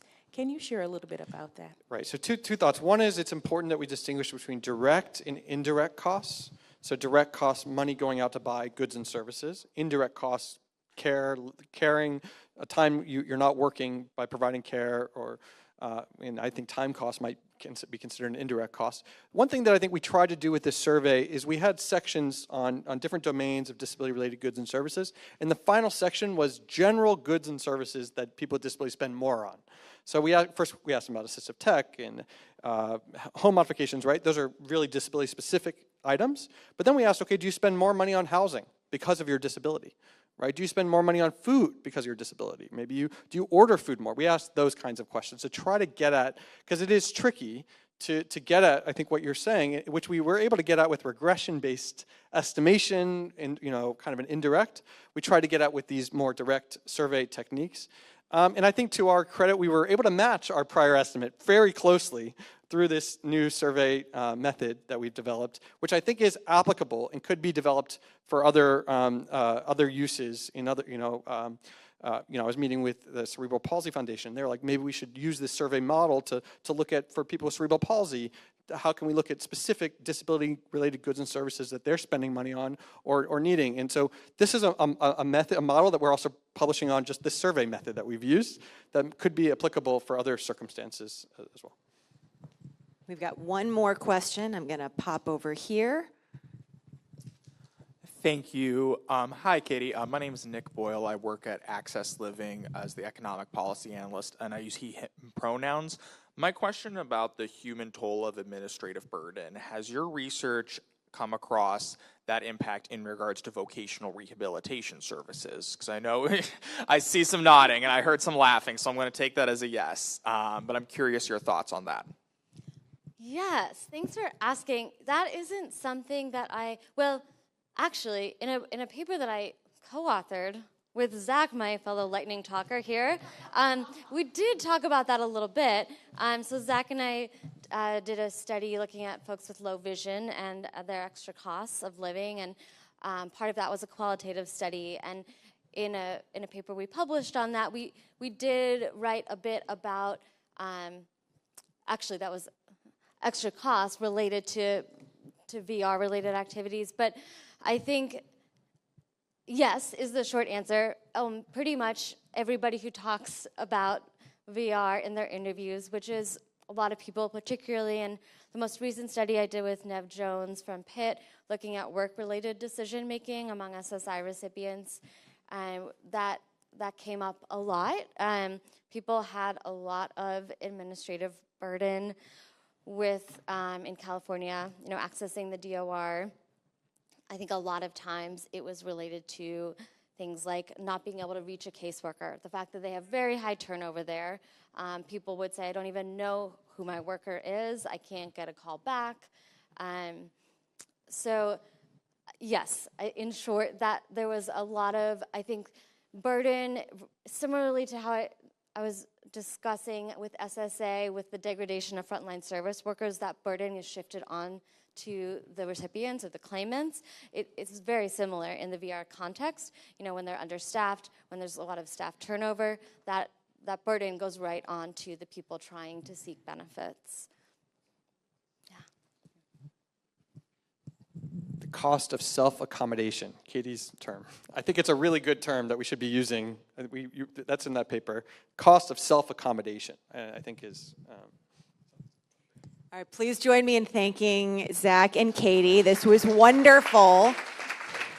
And if you guys were up here for 6 more hours, I think the questions would keep coming. But we're going to take a break for lunch. So this is that moment. So I'm told it is ready and set up. And so folks who are joining us out in cyberspace, we're going to give you about 45 minutes to go do something. Maybe you're eating lunch. Maybe you're eating breakfast on the West Coast. I'm not sure. Maybe you're going to go play with your cat. That's what I would do if I were watching. But go take a few minutes. We're going to resume in about 45 minutes. And if you're in the room, we've got lots of spaces that you can take your lunch.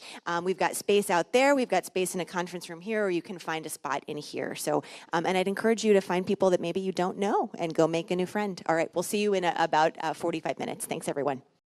Thank you all so much. I hope you enjoyed the lunch break.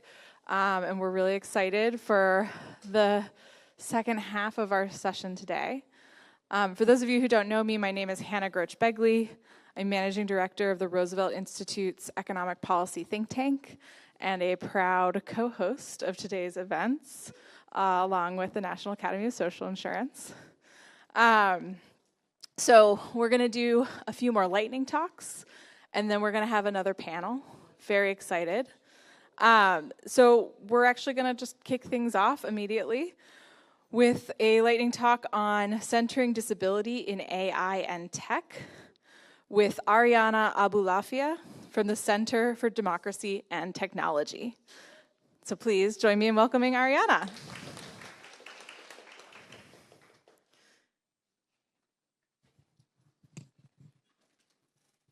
Thank you so much. Hi, everyone. I'm just going to stand up here and chat. Yes? I'm just going to stand up here and chat, I think. I don't have any slides or anything. But I am going to talk a little bit about tech and disability and how all of those things intersect and intertwine with economic opportunity. So before I start, I want to introduce myself. My name's Ariana Abulafia. I'm young-ish. I have curly brown hair, gray-rimmed glasses, white shirt. I'm holding a thematically appropriate notebook that says, "The algorithm can't find me here." So my work focuses at the intersection of disability rights and tech policy. And I'm a lawyer, but really what I do is I think about the ways that disability rights and disability justice and disabled people interact with and intersect with emerging technologies. So that includes things like AI, artificial intelligence, but it also includes things like algorithmic systems. So I guess the thing I kind of wanted to address first is like the question that some of y'all might be having in hearing about that, which is like, what am I doing here, right? What does the topic of technology have to do with economic freedom and security and opportunity for disabled people? And so the answer is quite a lot, right? And so there have been plenty of people here today already, and also, for the rest of this event, who are going to talk about the barriers that people with disabilities face on the path towards economic equality. And what I kind of want to talk about is, and what I want to highlight is the way that tech can be a force multiplier, right? And what I mean by that is that when technology is integrated into or incorporated into systems that are already ableist, how instead of making those systems better and making those systems work better for us, for disabled people, how it can actually kind of like widen those chasms instead of narrowing them. And I specifically want to talk about how marginalized people, so people with disabilities, but particularly multiply marginalized people with disabilities, bear the brunt of the consequences when tech tools don't work. Or, and I know one of the earlier panelists had said this, I think it may have been Marissa, or worse, like when they sometimes work exactly as intended, right? Which is like as part of a system that already isn't useful for disabled folks. So I want to provide an example. And the example I want to talk about today, because of its sort of direct connection to the economy, is to talk about employment. So many of y'all in this room know that people with disabilities face structural barriers when it comes to accessing equitable employment, to being part of the labor market, right? And tech has purported to be a solution to a lot of these concerns, right? The expansion of remote work at the height of the COVID-19 pandemic opened doors that the disability community had long been saying need never have been closed to us to begin with, right? The gig economy jobs marketed themselves as flexible opportunities and workplaces as a haven for disabled people. But those tools didn't solve the issues related to disability and employment because they were dropped into an ableist environment whose structure didn't change, right?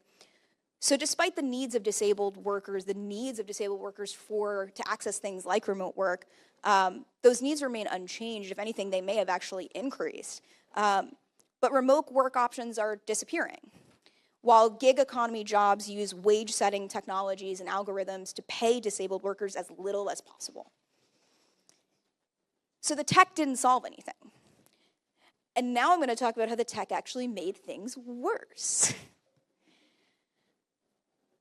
So it's hard to know the exact data because there are no disclosure requirements, no transparency requirements that make it so that companies have to tell us if they use AI-enabled or algorithmically enabled hiring tools, right? But a significant majority of corporations do use some kind of AI-enabled tool in their hiring or their recruitment practice. The number is probably somewhere between 75 and 90%. And that's gonna vary depending on which statistic you're reading, and again, it's all self-reported. So probably fair to err on the higher side. These hiring tools can take many forms. Some of them sound more dystopian than others, most of which have some sort of discriminatory impact on people with disabilities. So I'll give an example. You might be doing a job interview, and it's a video interview, and that company may have a tool that's running in the background that's monitoring your eye contact or your vocal cadence, and using that information to determine, even if only in part, whether you get to the next phase, which unfairly impacts neurodivergent candidates, people who are blind or low vision, and much more. Algorithmic resume screeners, which use algorithms to determine, they run through a resume, and they'll give basically a big thumbs up or a big thumbs down, right? This person moves on, this person doesn't. And it's typically with some sort of like almost a basic keyword search. Recent research from the University of Washington shows that using ChatGPT, so a very common large language model, as a resume screener, so giving it resumes and asking it to tell you which ones move on, the model downranked resumes that had disability-related honors or scholarships, right? So that's another way how a hiring tool, and that's a fairly basic hiring tool, can disproportionately negatively impact disabled workers, right? Some companies use what we call gamified assessments, right? And that's like a big fancy term that kind of refers to these tools that look like computer games. And sometimes these companies will say that they measure things like appetite for risk or like, how quick your reflexes are. And those are often completely inaccessible, thinking about even basic accessibility like compatibility with screen readers, right, for people with disabilities. Some companies use, and this is also considered kind of a basic one, personality tests. Personality tests, which, by the way, were first integrated into an employment environment with the specific goal of screening out people with certain disabilities. And that was about 80 years ago. And I encourage you all to look up and to read more about the history of personality tests in employment. Because when you understand that history, right, it's not surprising that even personality tests that are being used right now, they're having the same effect. On these latter two things, right, so the personality test, the gamified assessments, these kind of video games, my organization, the Center for Democracy and Technology, we released a qualitative research study last year where we found that the vast majority of our participants who had various types of disabilities found that these sorts of assessments were discriminatory, biased, and inaccessible. These tools, they can screen out disabled workers from jobs that they're qualified for. In my opinion, they raise real questions as to relatedness to essential job function. And the tools themselves might be perfectly legal, but impacts on people with disabilities are real, and they may or may not be, right? Let's say you're a worker with a disability, and you make it through the gauntlet of hiring tools. You get a job. There is more discriminatory AI-enabled tools that await you once you get there. On-the-job tools is kind of how I think about them. There are entire suites of tools that I refer to as quote-unquote bossware, and I'm not the only one, and I didn't make it up. There are terms I made up, but not that one. So that can include surveillance tools, right? Like keystroke monitors or sensors that keep track of your computer mouse movements. Those sorts of things are used, again, it's hard to tell, but not uncommonly from what I think we do know. And they can monitor employee productivity. They can be used to contribute to decisions about employee discipline. But they can also discriminate against disabled workers. And here's kind of a vignette or an example of how that could happen, right? There could be a worker who has to take an extra break, let's say, to keep up their blood sugar, or a worker who may take a little bit longer to use the restroom. And those sorts of tools might flag that they're away from their desk. Another example, a worker who, like myself, maybe can't sit in the same place for too long. So they take a phone call, maybe a step away from their desk, and they're still working, but a keystroke monitor or a mouse movement monitor may not track that, right? So those are some ways that those could have some impacts on disabled workers. And I also want to, kind of hammer in on, these sorts of tools don't only, they're not only applied to computers. In warehouses, there are quotas that are algorithmically monitored and enforced. That disproportionately impacts disabled workers, but it also can lead to workplace injury or contribute to workplace injury, which of course also has a disability nexus, right? So I'm going back to the original question here, and I'm almost done here. But it's what am I doing here, right? What does tech have to do with economic equality for people with disabilities? And so just by focusing on employment, right, just by thinking about employment, again, because of that direct nexus between having a job, having access to the labor market, having equitable access to the labor market, and having economic opportunity, or at least the chance towards it, right? I think that we can see that the answer to that question of how does tech play a role is, well, it does, and it plays not an insignificant one. And the other thing I want to mention too is that while I chose to kind of highlight employment here because I think that employment is sort of the easiest thing to understand in this context, but tech is being integrated and incorporated into education, right? And our educational opportunities impact our economic opportunities. It's being incorporated and has been incorporated into HCBS determinations, right? And that impacts our ability to get care, impacts our economic opportunity, right? Pretty much any system that you can think of is integrating some sort of emerging technology in some way, right? And to go back to what Maria said this earlier, and I'm borrowing, these are all disability issues because everything is, right? But to a certain extent, these are also all economic issues because this all plays into how we build a life for ourselves as people with disabilities where we have access to opportunity, right? So as an advocate, right, my first priority is always disability rights and disability justice. My second priority, the thing I think about second, though, is oftentimes tech, because it is integrated into every single system that we interact with. understanding technology not just as something that can be useful to people with disabilities, which is how it's often spoken about, right? Tech is often spoken about as this thing that, and particularly in the context of assistive technology, as of this thing that can transform our lives, right? And that's not to say that technology isn't useful, and not to say that it even may not be transformative, right? But to think about and to understand technology secondarily or as well as a lever of discrimination is vital, right?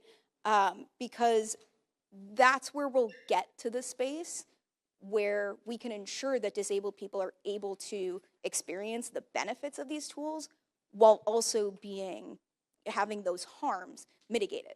Because you can't mitigate a harm unless you name it first, right? I think the best way to do that is to make sure that disabled people are centered, platformed, so that we can talk about these things with our community and come up with solutions together. And I think that events like this are a really good place to start. So I think I'm pretty much at time. Thank you all so much again for having me.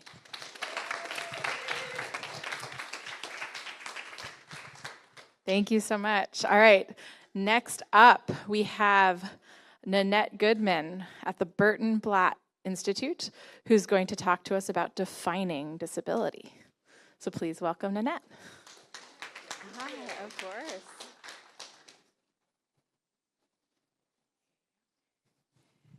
So I've been given 10 minutes.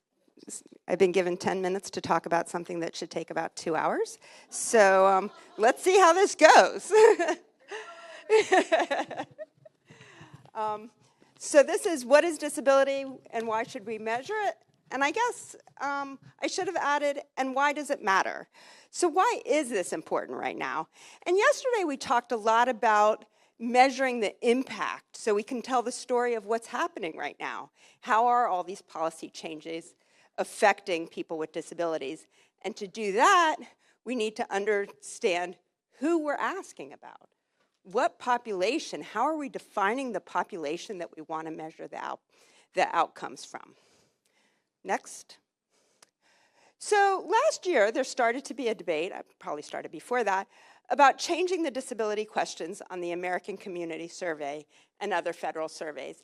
And I want to focus on this because I think this gets to the core of the question of what is disability and how are we conceptualizing it. So right now we have the American Community Survey and other large surveys ask 6 disability questions.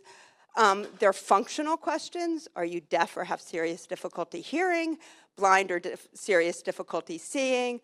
Because of a physical, mental, or emotional condition, do you have serious difficulty concentrating, remembering, or making decisions? Do you have serious difficulty walking or climbing stairs? Difficulty bathing or dressing? And because of a physical, mental, or emotional condition, do you have difficulty doing errands alone, such as visiting a doctor's office or shopping?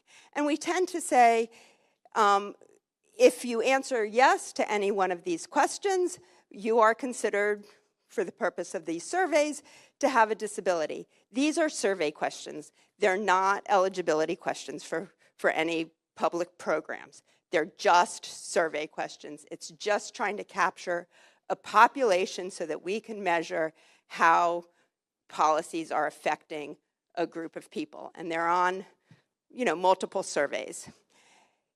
At the same time that the 6 questions were being developed, there was an international group called the Washington City Group out of the UN that was coming up with similar questions.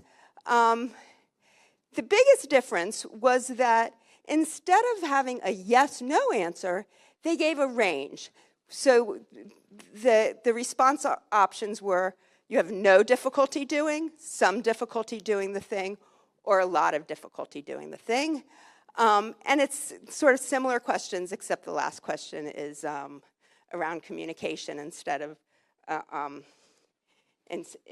around doing errands. Next slide. Next slide. Next slide.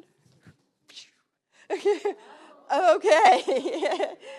So there was some discussion about about changing the 6 questions to the Washington group questions. And this was the outcome. It's a big picture of a explosion. So basically, the advocates who argued against changing the 6 questions to the Washington group questions had a few big complaints. One is that the advocates weren't involved in developing the Washington group questions or in the discussion about whether the ACS 6 should be replaced. Second, the international comparison is based on based on the number of people who said that they either had a lot of difficulty or couldn't do it all in any of those areas. So that would have reduced the prevalence of disability by quite a lot. And advocates seemed resistant to the idea that we could define disability in multiple ways. In multiple ways, you could say, do you have a lot of difficulty in one area, or do you have some difficulty in multiple areas? You can define, if you have this range of disability, you can define it however you want. But there was resistance to doing that. And like the 6 questions, the Washington group questions don't capture a lot of different functional limitations. And the other question that I thought was actually which I found really interesting, was this idea that there's a range of we could call them support needs, we could call them significance of disability, you can call them whatever, but there's this issue that I really felt was underlying this, which is when you ask about your level of difficulty, I felt like people were worried about this issue of, am I disabled enough? Is that what these questions are trying to do? Are they actually asking, am I disabled enough? And that's a really interesting question, and I think gets to the root of what do we mean by disability? Next slide. So, we have these conceptual models of disability. We have the charity model. I have to change my my page because my disability is I can't remember anything. So, we had the medical model that basically said disability is a limitation of the individual, and the only way to address it is to fix the individual. Then we had the social model, which said, no, disability is an interaction between an individual's impairment and the environment. Then some folks realized that no matter how accessible the environment is, they still have a disability, so we get the biopsychosocial model. And then we're sort of having this human rights model, which expands the social model with an emphasis on inherent human dignity. But now I feel like maybe we're getting to another model, which is around identity. And when we're talking about identity, what do we want to do with that? What do we want to do with that when it comes to how does it have, what are its policy implications? And how do we want to measure it? Or do we want to measure it? Next.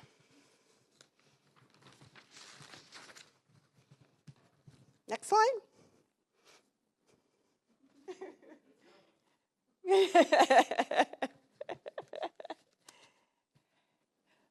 And it's gone.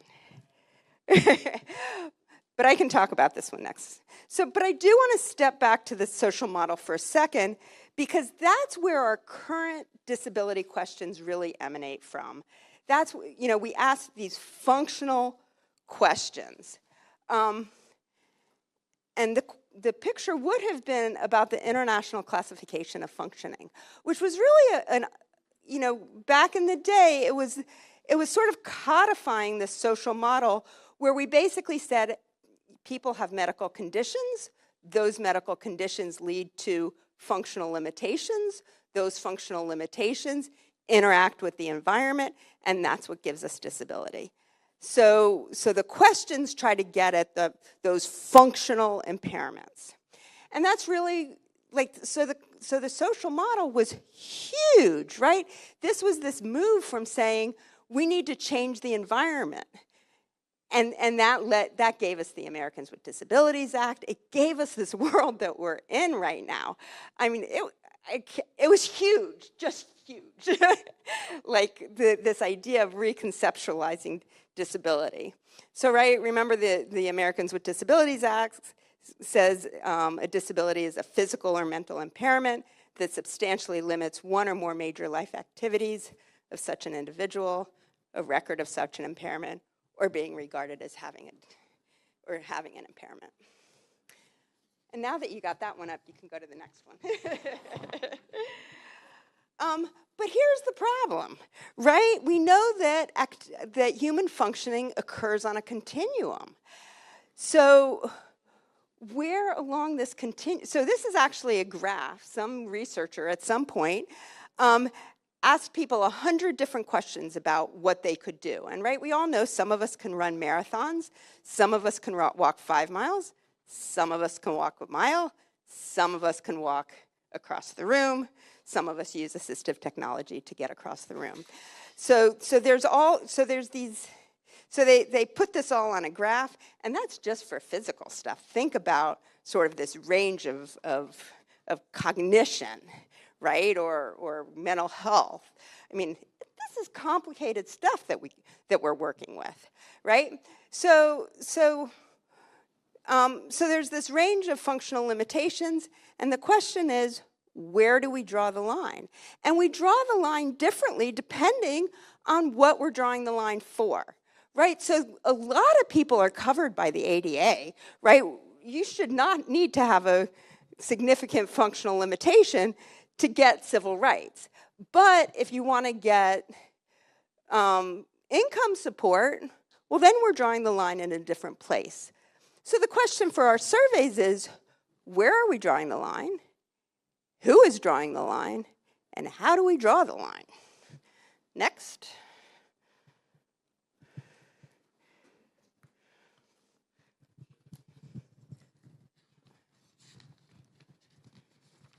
Oops. Okay, I can go anyway. Okay, so that's okay. So we have more than 40 definitions of disability in federal statutes, and people talk about this very disparagingly, right? So the ADA is one definition, IDEA is another definition, SSA is another definition, the Rehab Act is another definition. These are all different definitions of disability. But I guess the question is, what's the right number? And I would argue that 1 is not the right number. I don't know what the right number is. There's a lot of overlap, but anyway, so I think that when we think about what disability is, like, is there one definition? Should there be one definition? I guess I should have started my talk with, I have no answers, I just have a lot of questions. And I think it's just to get everybody to start thinking about it. So anyway, and then the next one. But this other thing, right, we were talking about the Washington group questions, and sort of what happens if you look at, I don't know what to call it, severity or support needs. But basically, these are 2 graphs that are not great graphs, but on the left side it's the employment rate for men, on the right side it's the employment rate for women using the Washington group questions, and it's by race and by sort of this function, like support needs. So basically what you find is that people with sort of a step pattern, where people with no limitations have the highest employment rate, followed by people with some limitations, a few more limitations, and then and people with the most significant limitations.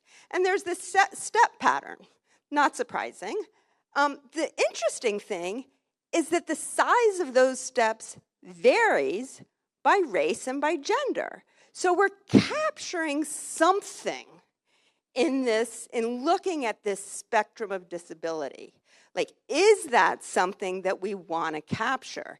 If we don't capture it, then we're kind of erasing the people with the most significant disabilities, right? Because they're overwhelmed with people with sort of lower support needs, even though a lot of our public policies are focused on people with the highest support needs. So what do we want to do what do we want to do about that in our data collection?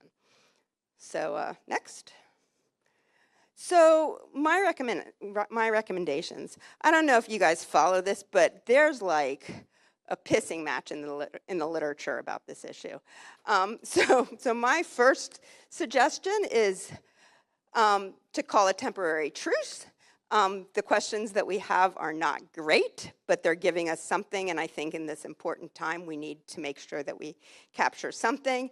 And then in the next few years, to articulate the purpose of asking the disability questions, to reconceptualize disability in a way that you think makes sense for today's time, identify the role of self-identity, and decide if there's a value to capturing these different levels of support needs.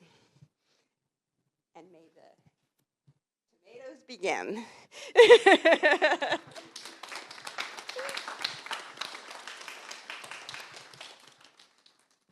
Thank you so much, Nanette. All right, for our final lightning talk today, we have Kate Caldwell from Northwestern University at the Center for Racial and Disability Justice, who's going to talk to us about intersectionality and why it matters. Please join me in welcoming Kate. Howdy, thank you so much. So my name's Dr. Kate Caldwell. I'm from the Center for Racial and Disability Justice. Currently, we're at Northwestern Law. And I'm going to talk about why intersectionality is essential to disability economic justice. I think we all are familiar with the rhetoric of intersectionality, but sometimes people just engage superficially with the rhetoric because they know that they're supposed to be doing intersectional work and they know that it's supposed to be a good thing. But why does it actually matter? And more importantly, why does it matter to disability economic justice? And what's disability economic justice actually mean?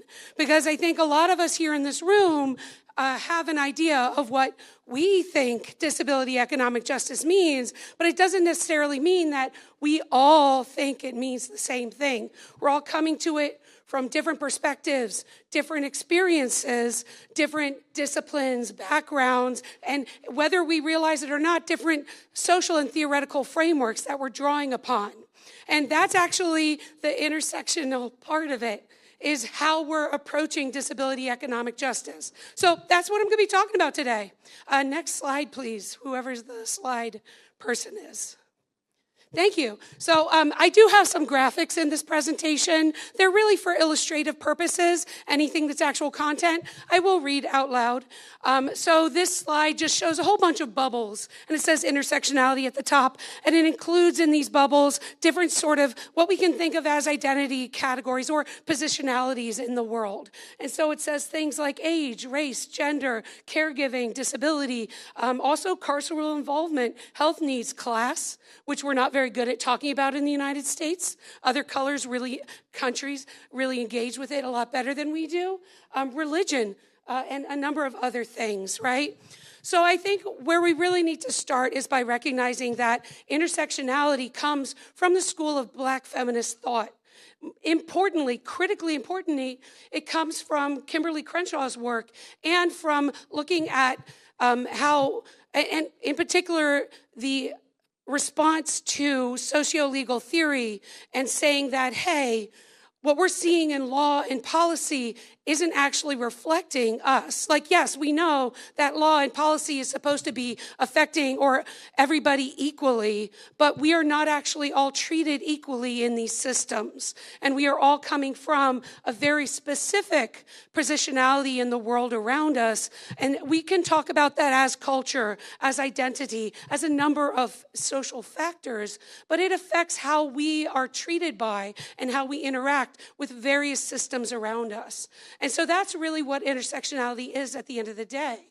So for myself, I come to a lot of this work from the position of a white woman or a white female appearing person who's bisexual and has multiple invisible disabilities, who's often read as being non-disabled, which is kind of fun, right?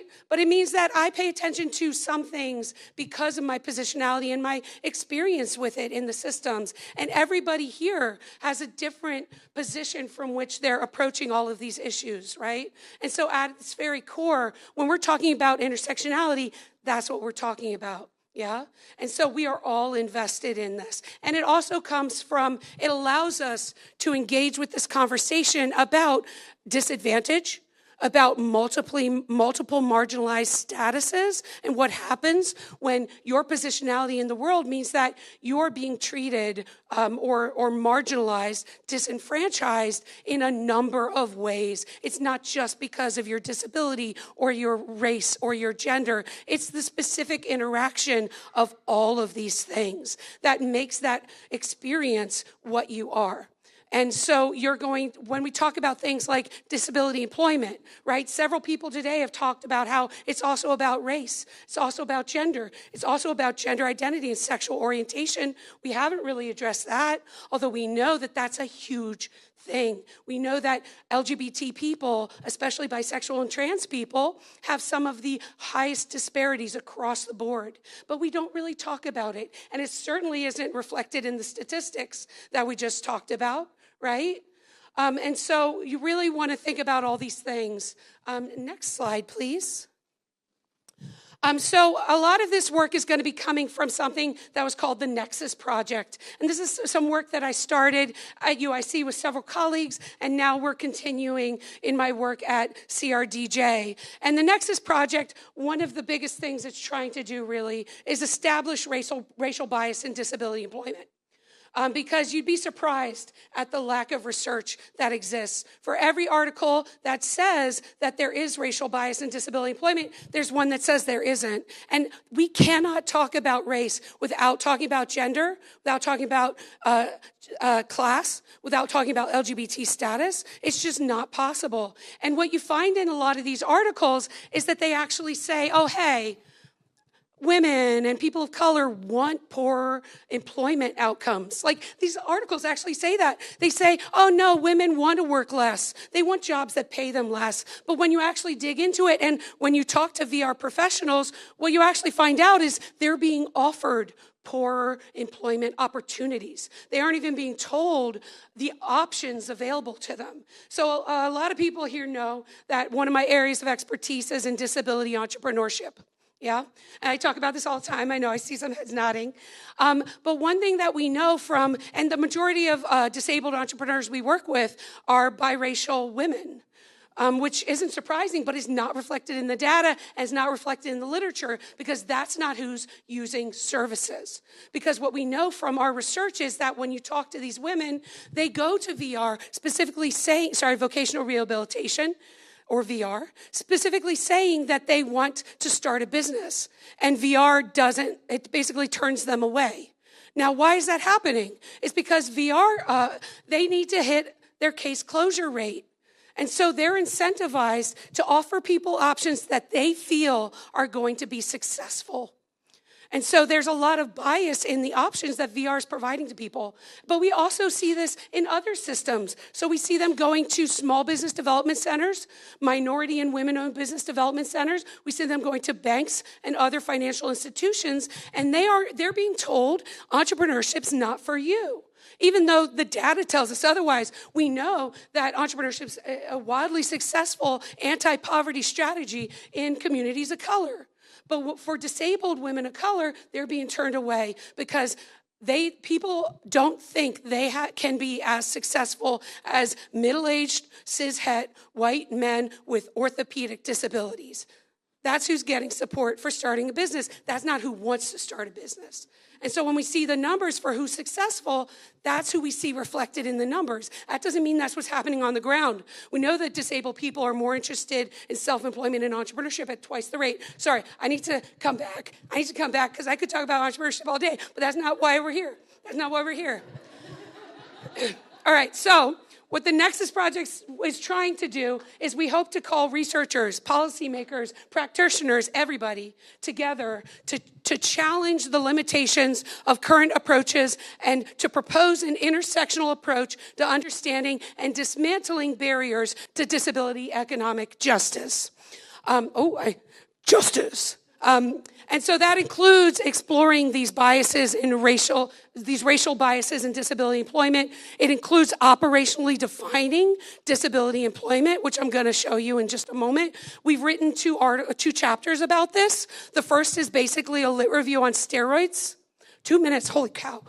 The first one's basically a lit review on steroids. The second one is a bridging of theoretical frameworks that I'm going to show you a teaser of. If you would like either of these chapters, drop me a line and I will mail you an author copy. That means free. Copy of it so that you can read and learn more about it. And then the third is to provide a direction for future research, policy, and practice. Next slide, please. So what is disability economic justice? When we started talking about this, largely through the first iteration of this brainchild, the Disability Economic Justice Consortium, and then also largely led by forward funding on disability economic justice, before that, we hadn't been talking about this. And so we didn't have a common language. But when you look at where economic justice comes from, it's largely through communities of color. But a lot of us haven't engaged with that literature. And so what we needed to do is we needed to bring together all of these bodies of literature from different disciplines, these different theoretical frameworks, concepts, principles into one so that we actually have a common language to go forward in this work together. So that's what we did. And what we ended up coming up with is disability economic justice is a transformative vision that challenges the systemic exclusion of disabled people from economic participation under capitalism. It rejects narrow productivity-based definitions of value and instead centers interdependence, intersectionality, and holistic well-being. It's grounded in disability justice and critical race theory, and it calls for structural change, not simply a superficial sense of inclusion, by redefining what it means to work, live, and thrive beyond capitalist norms. Next slide, please. So in practical sense, what does this mean? We came up with 5 core concepts, and each of these concepts actually has principles attached to them. And so these are transforming structural inclusion, holistic actualization, parity of the present, parity of the future, because we can't just react to the moment we're in now. We need to also plan for the future, and specifically the future that we want to make for ourselves. And then also activism through awareness. Throughout all this, it draws upon theories of political economy, justice, and social justice. If we have any Nancy Fraser and John Rawls fans out there, it's incorporated. Yeah, there we go. It also draws on disability studies, disability rights, and independent living. It also draws upon disability justice and discrit, or disability critical race theory. So it's and many other. And so it brings all these frameworks together, but also notably, it incorporates structurally the critiques, the disability critiques of all of these frameworks. And so we brought all this together. Next slide, please. A little more complicated version of what you saw on the previous slide. So there's actually a directionality to the interactions between these different principles. They're not, they're obviously intersectional in and of themselves, right? But there's also actually a timeline that you can see, that you see the advancement of social movements in disability rights and justice throughout this. But some of these, the way to think about this is it actually sets forward a research and policy agenda for disability economic justice that allows us to move away from what we've been doing that has not been working. Because it's the thing, we have barely moved the needle on disability employment. It has not. Whenever you hear about a change, it's so small. It's so small. No one has ever said we significantly improved our jobs numbers for disability employment because it's never been significant. It's been so small. So what we've been doing hasn't been working. So we need to do something different. This goes back to the entrepreneurship again. We need to innovate. It requires an innovative, creative, destructive process where we need to actually create space to think in new ways. And that's what these principles are encouraging us to do. And this is intended as a living framework. So you guys are part of this. We want you to critique it and add to it and expand upon it. And if something doesn't work, let's fix it. Let's make it better. Right? And so there's a lot of things here that I want to point out a few. One of my favorite is in the holistic actualization. One of the principles is the desire principle. We don't talk about desire in disability employment. Maybe we should. We know motivation is key to employment. Why don't we talk about desire? Why don't we talk about the freedom to choose what we want to be doing with our time? And I'm sure it's not, as many other speakers chose today, standing in line or sitting on the phone, right? And so that's really what this is. I wanted to share it with you all today. And I'm looking forward to, honestly, your constructive criticism. And I hope that this is a world we can build together. Thank you. Thank you so much, Kate, and to all of our lightning talk speakers. I think we are going to go straight into our final panel for the day. So if my panelists could all join me up here at the front, I would be very grateful, and we're just going to keep going so we don't keep everyone too late. So I am thrilled to be joined. Sit wherever you'd like. And if you have a mic on your phone, you're just going to want to make sure it's clicked out. Up to top and down to... yes, let's remove that chair. Thank you. So while my panelists are getting settled, I will introduce them. I am thrilled today to be joined by Kathleen Romig from the Center on Budget and Policy Priorities, Stephen Nunez from the Roosevelt Institute, Jamie Worker from Caring Across Generations, David Jimenez from the Niskanen Center, and Mia Ives Rubley from the Center for American Progress. Thank you. And Zini. Thank you all so much for joining us. So, you know, we've heard a lot today about barriers to economic justice for people with disabilities, and we wanted this closing conversation to turn instead to some vision and ambition. What does it look like when we talk about building an economy that truly works for disabled people? So actually, I'm going to start with you, Kathleen, if that's all right. You have been a leading voice on modernizing Social Security and Supplemental Security Income, or SSI. What are emerging opportunities you see that we could do to strengthen these programs as pillars of disability economic justice? Thank you. Yeah, I must admit, getting myself in this more positive headspace was a little bit challenging because we do face so many threats right now. But I think, you know, when you look at even the rhetoric of what's happening now, it's in the framework of modernization and technological improvement and things like that. And if we took the efficiency even, you know, Department of Government efficiency, like if we took those words seriously, and if we really tried to make Social Security and SSI both more modern, more, you know, employed technology better and made them more efficient, I think that we could do a world of good, you know, if those things were happening in good faith. Now, of course, we know that based on the track record of the last 8 months that they're largely not happening in good faith. But I like to think about what we could do with those things. You know, for example, the Trump administration is undertaking a SSI simplification effort that will be launched likely next year. Now, I think anyone who is familiar with the SSI program would acknowledge that it's a program that is crying out for simplification. It is just completely Byzantine. That very complex structure makes it very difficult for people to access benefits.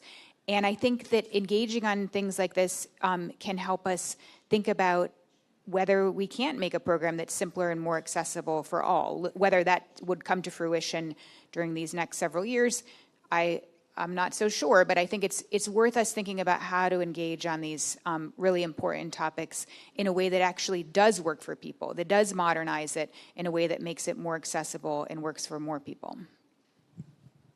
Thank you so much. On that note, actually, I think, Mia, I'll turn to you. Earlier today, Katie Savin shared some powerful stories with us all from their research showing how administrative burdens in programs like SSI create real human harm. You've worked across federal agencies to address these kind of burdens from programs like SNAP and Medicaid. Why is this so crucial, and how does it become a win-win for all of us and not just disabled people? Yeah, thanks. Again, my name is Mia Ives-Rubley. I am an Asian woman with short black hair and sitting on a blue chair.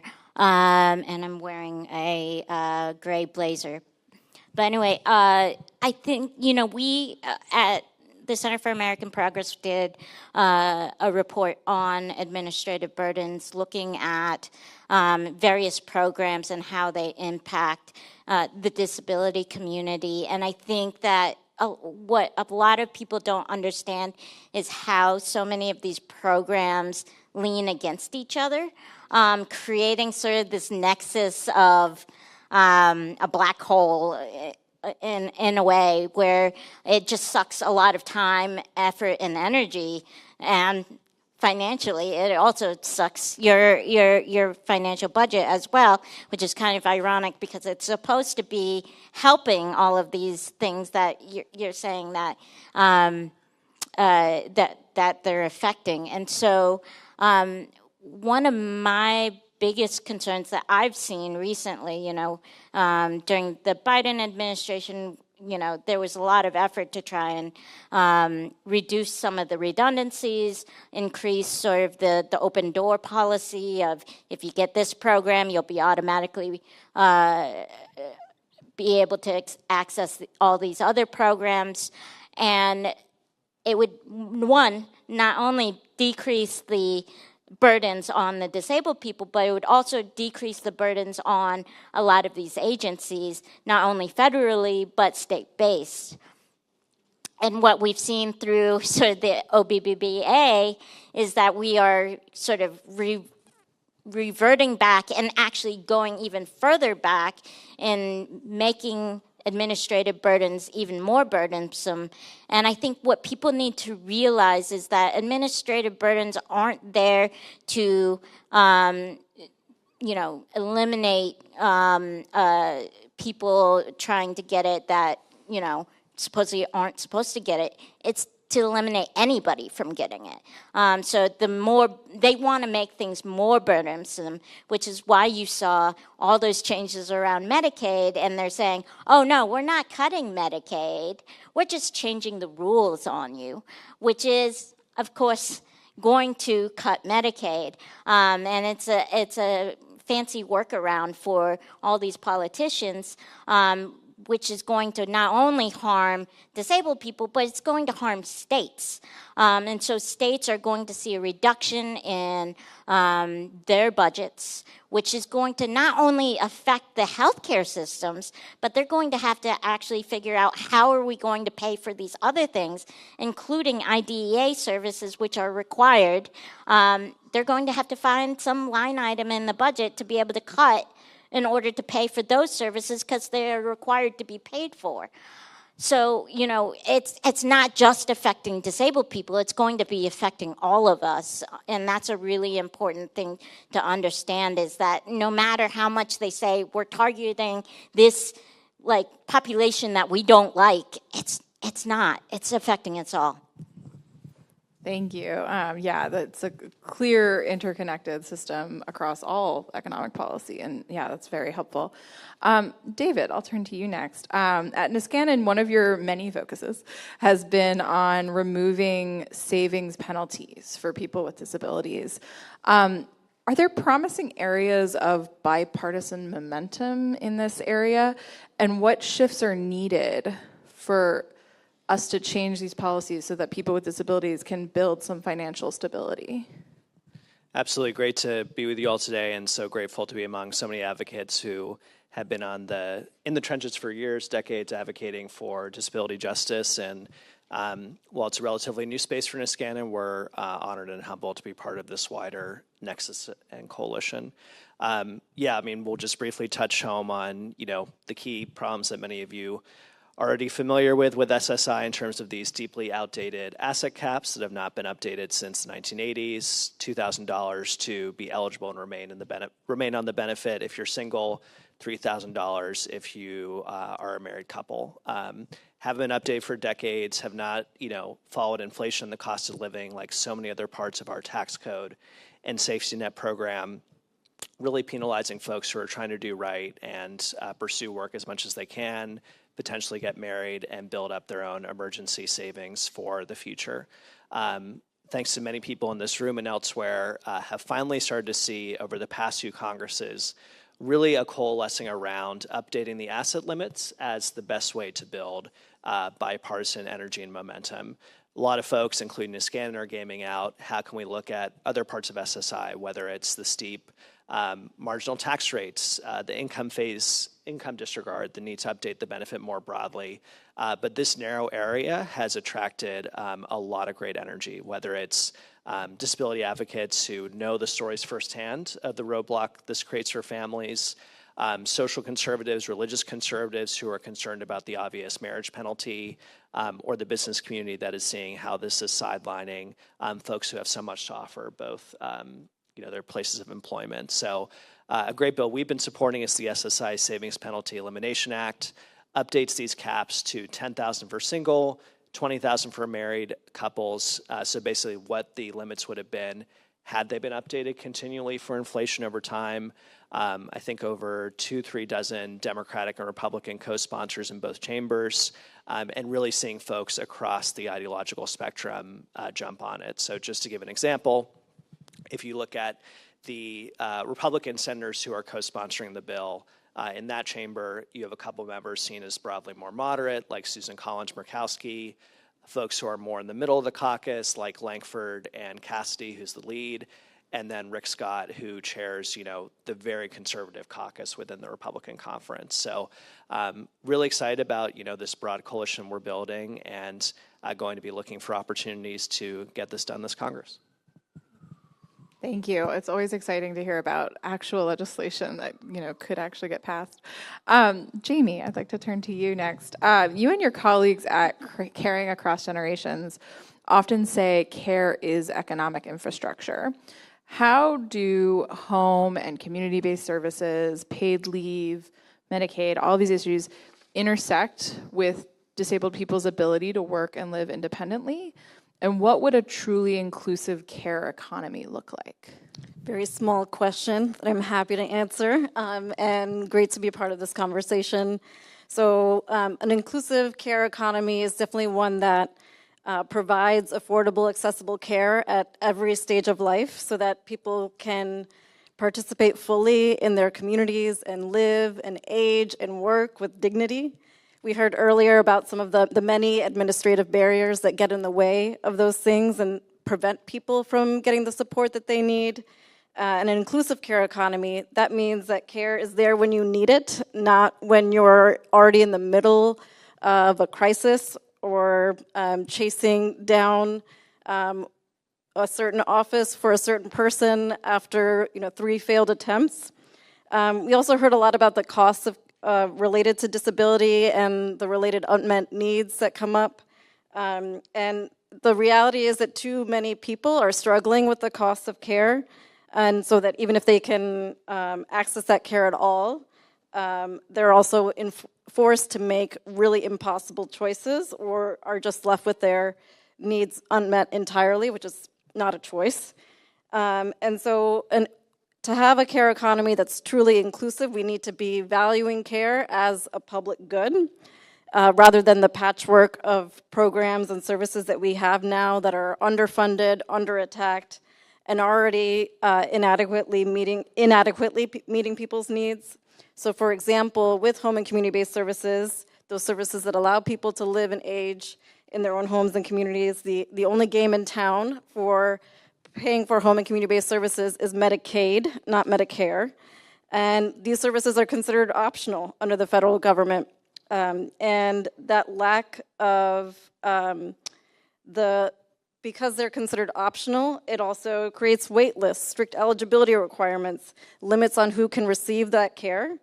And it really reflects the lack of public investment in these services as well, and the underpaid and unpaid workforce and family caregivers that are providing this care instead. An inclusive care economy is also one that values workers, that recognizes the role that the care workforce plays in our economy as well. Instead, we have more than $1 trillion in cuts to Medicaid, Medicare, and the Affordable Care Act, which means services like home and community-based services will be first on the chopping block.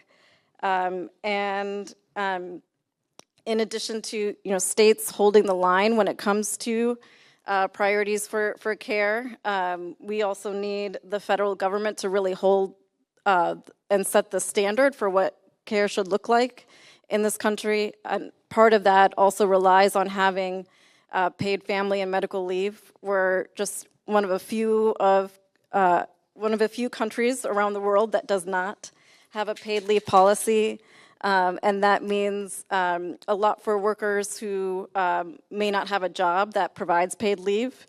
It also means a lot for disabled workers in particular who might not qualify even for the current policy that we have, the Family Medical Leave Act, which is unpaid job protection, and many workers aren't eligible for today because they're underpaid. And may not work enough hours, which is, also, speaks to many of the issues that we discussed earlier related to the disability community and the many employment barriers that there are.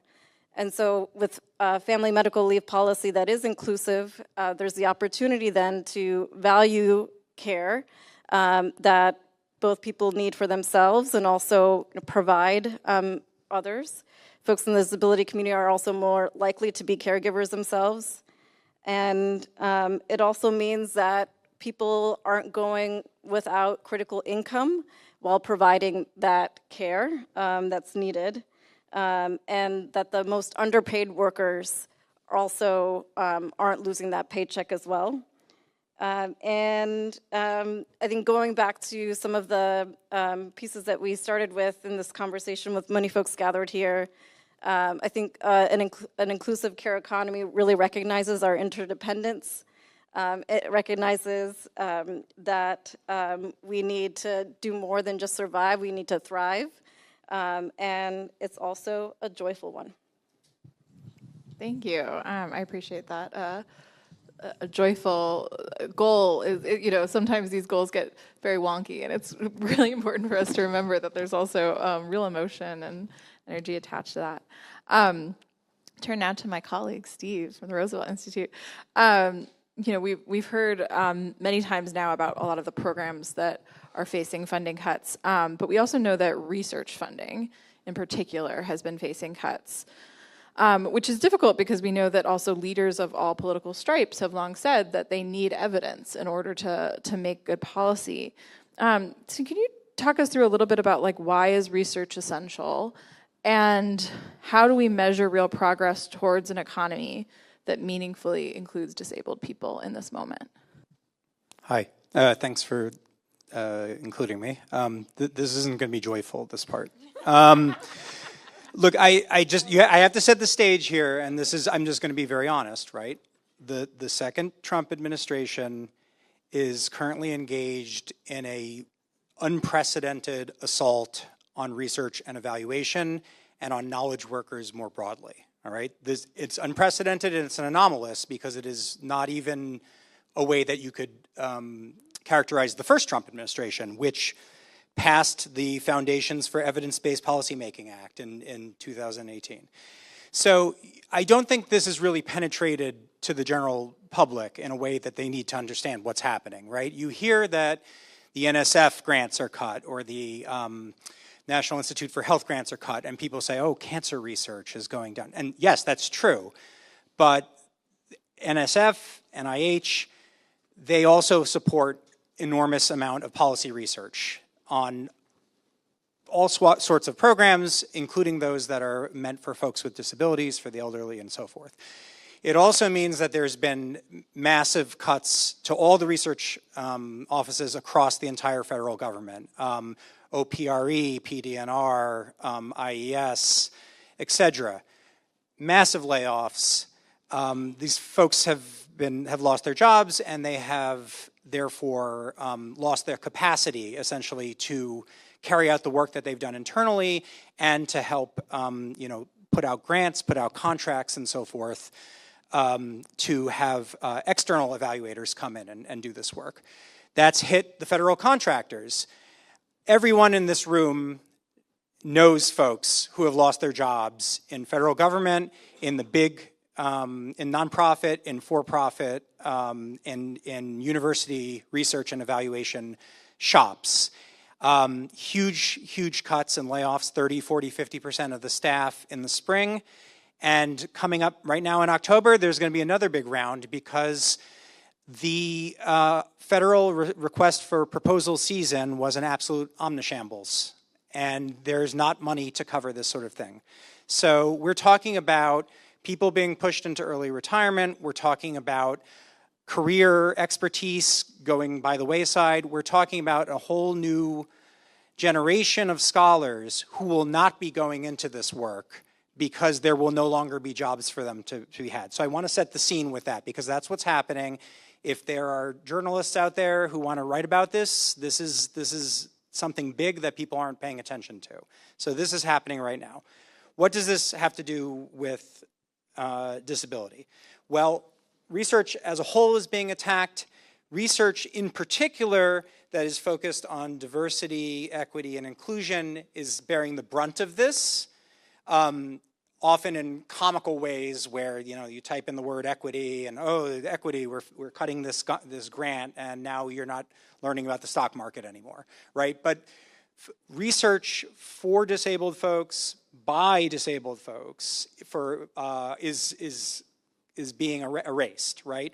Here's an example, just one example, right, which is that the National Bureau of Economic Research has had for 30 years, since the Social Security Administration became an independent administration, a research center on aging and on retirement, and then on disability, and then finally a retirement and disability research center that has just now closed because the funding that they got from the Social Security Administration is gone.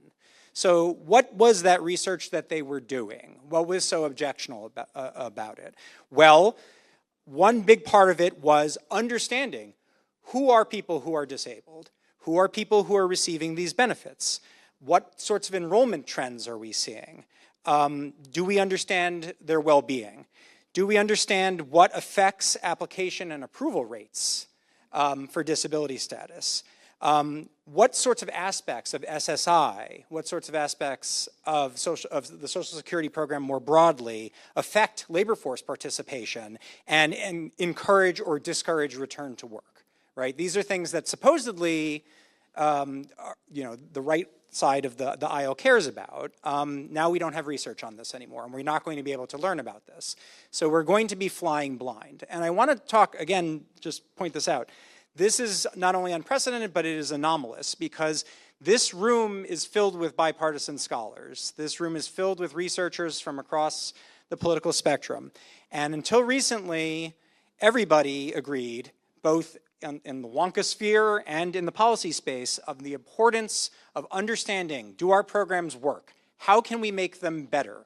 We don't want to piss away money. We want actually to make things work. We want to make people better off, right? Everybody agreed on that. These programs, these companies, MDRC, Mathematica, et cetera, have been around for 50 years and more. There has never been an attack like this.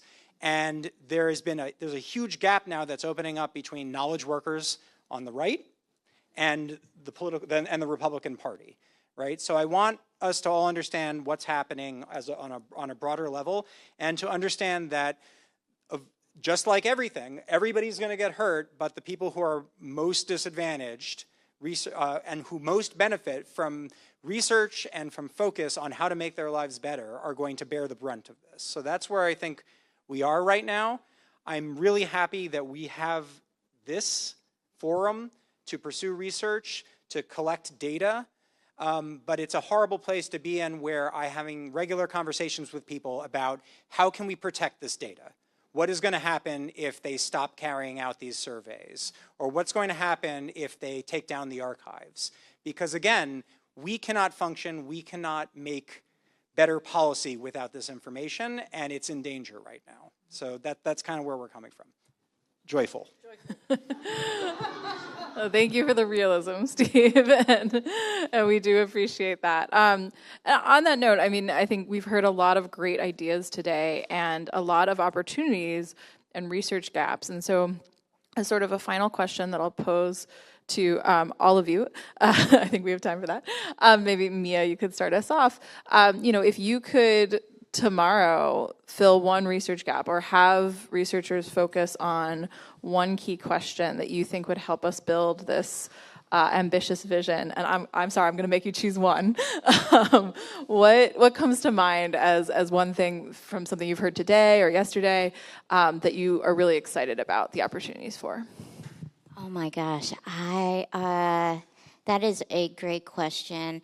One of the areas that we were trying to look at the Center for American Progress that we think isn't being looked at as well as it should be is looking at refugees and disabled refugees in particular.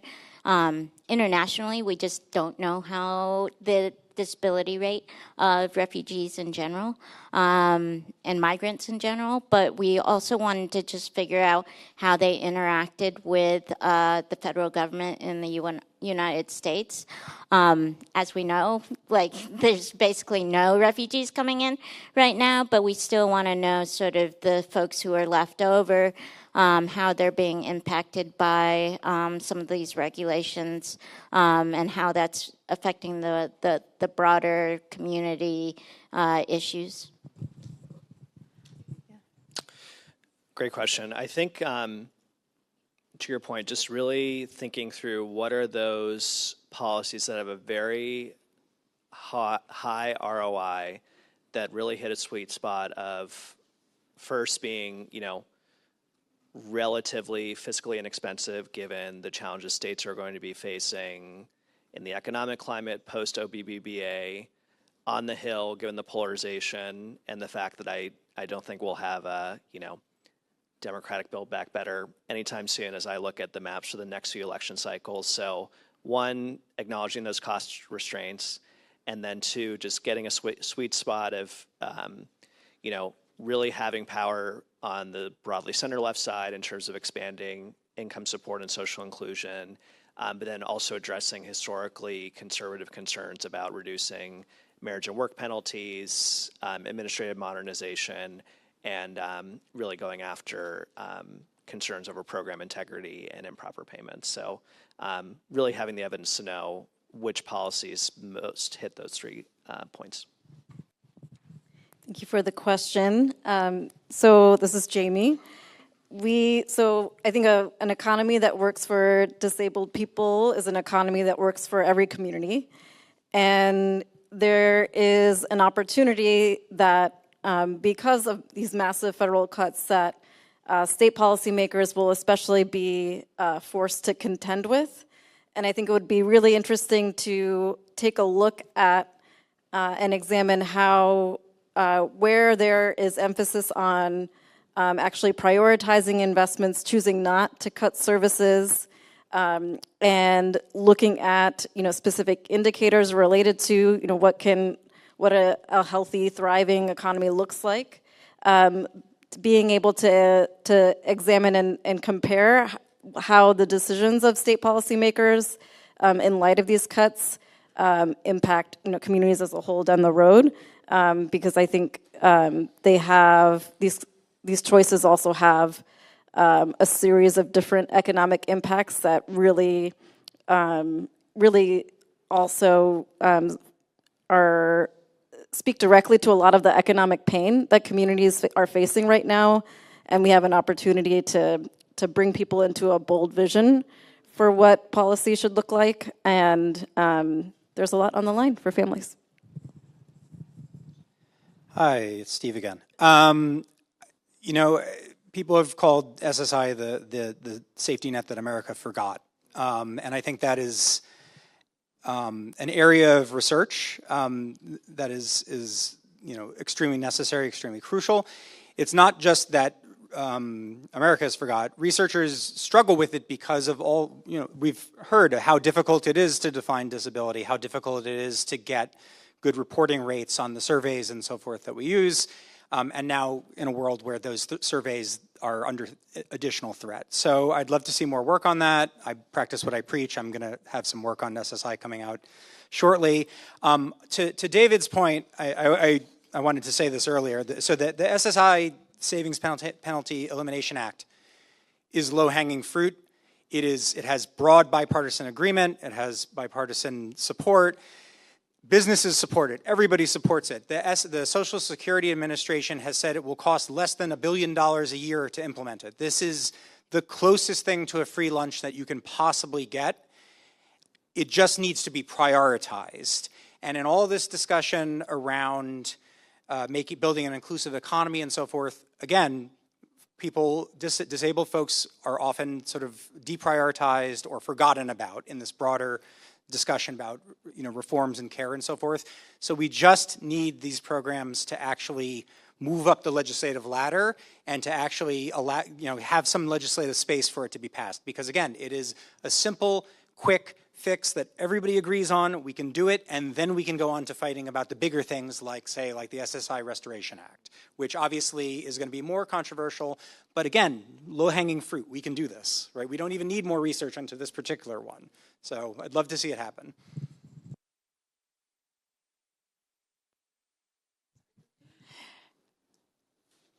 The question I get asked most often these days is how all of these changes to policy or changes to the practices of the Social Security Administration or whatever affect people. And it can be very difficult to answer that question right now because of the dearth of statistics or the unreliability of the data that we're getting out of the government. So to the extent that research can really shed a light on that question, how do these changes affect people? When we cut people off of disability benefits, how do they fare? So like thinking about that, Manasi Deshpande did some wonderful research on like when kids lose their SSI at age 18, what happens to them? Or likewise, when Social Security offices are closed, how does it affect people's access to their Social Security benefits? And of course, Katie and Callie's research on, the real world impacts of service cuts on SSA's phone system. How does that affect people's ability to get access to their benefits and get their questions answered and problem solved? I think to the extent that we can use research to really document the impact of policies, both good and bad. Lately it's bad, but both good and bad, and how they affect real people and their real problems, that would be really wonderful. Thank you. Thank you all so much. Unfortunately, that's all the time we have. I could talk to all of you for hours. But please, everyone, join me in thanking our great panelists for giving us lots to think on, lots to discuss. And I'll invite you to join us back in the audience. Thank you so much again.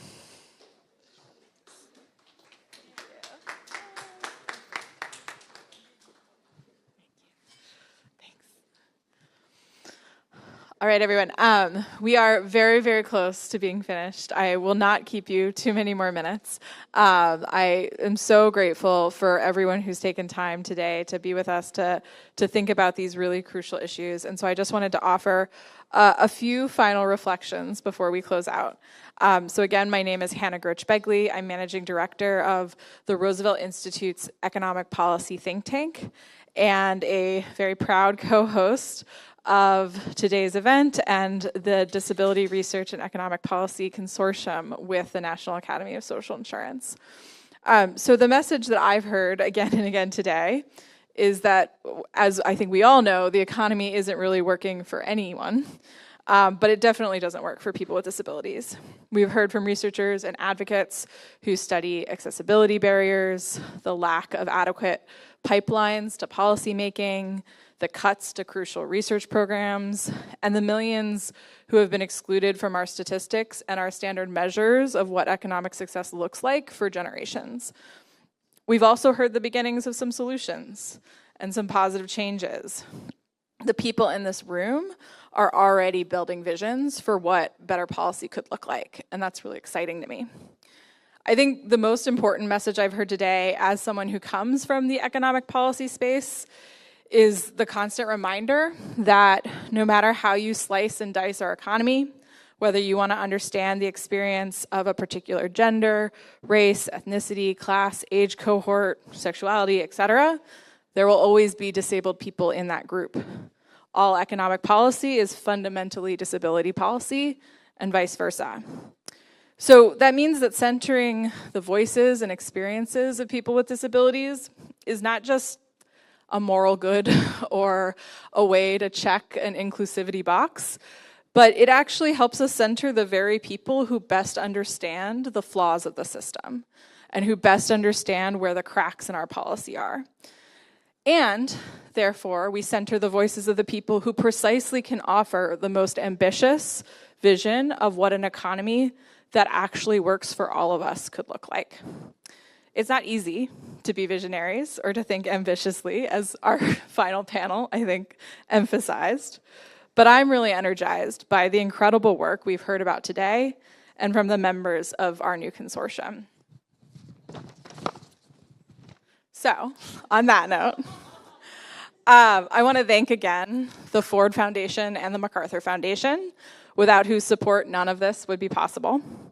I want to thank our partners at the National Academy of Social Insurance, and in particular, my dear friend, Rebecca Vallis, for all of their hard work in putting today together, and for just her endless energy when it comes to making disability a focus across the economic policy ecosystem.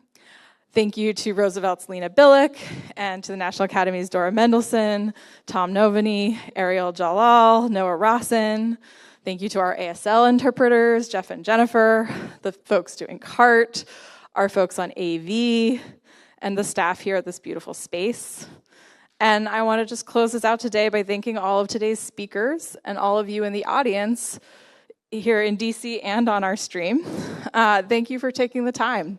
We have heard a lot about time today and how precious it is. And I'm really grateful that we've all gathered here to discuss these vital issues. And I truly am leaving today believing that we can build a better economy that works for all of us. So thank you all. And that's it.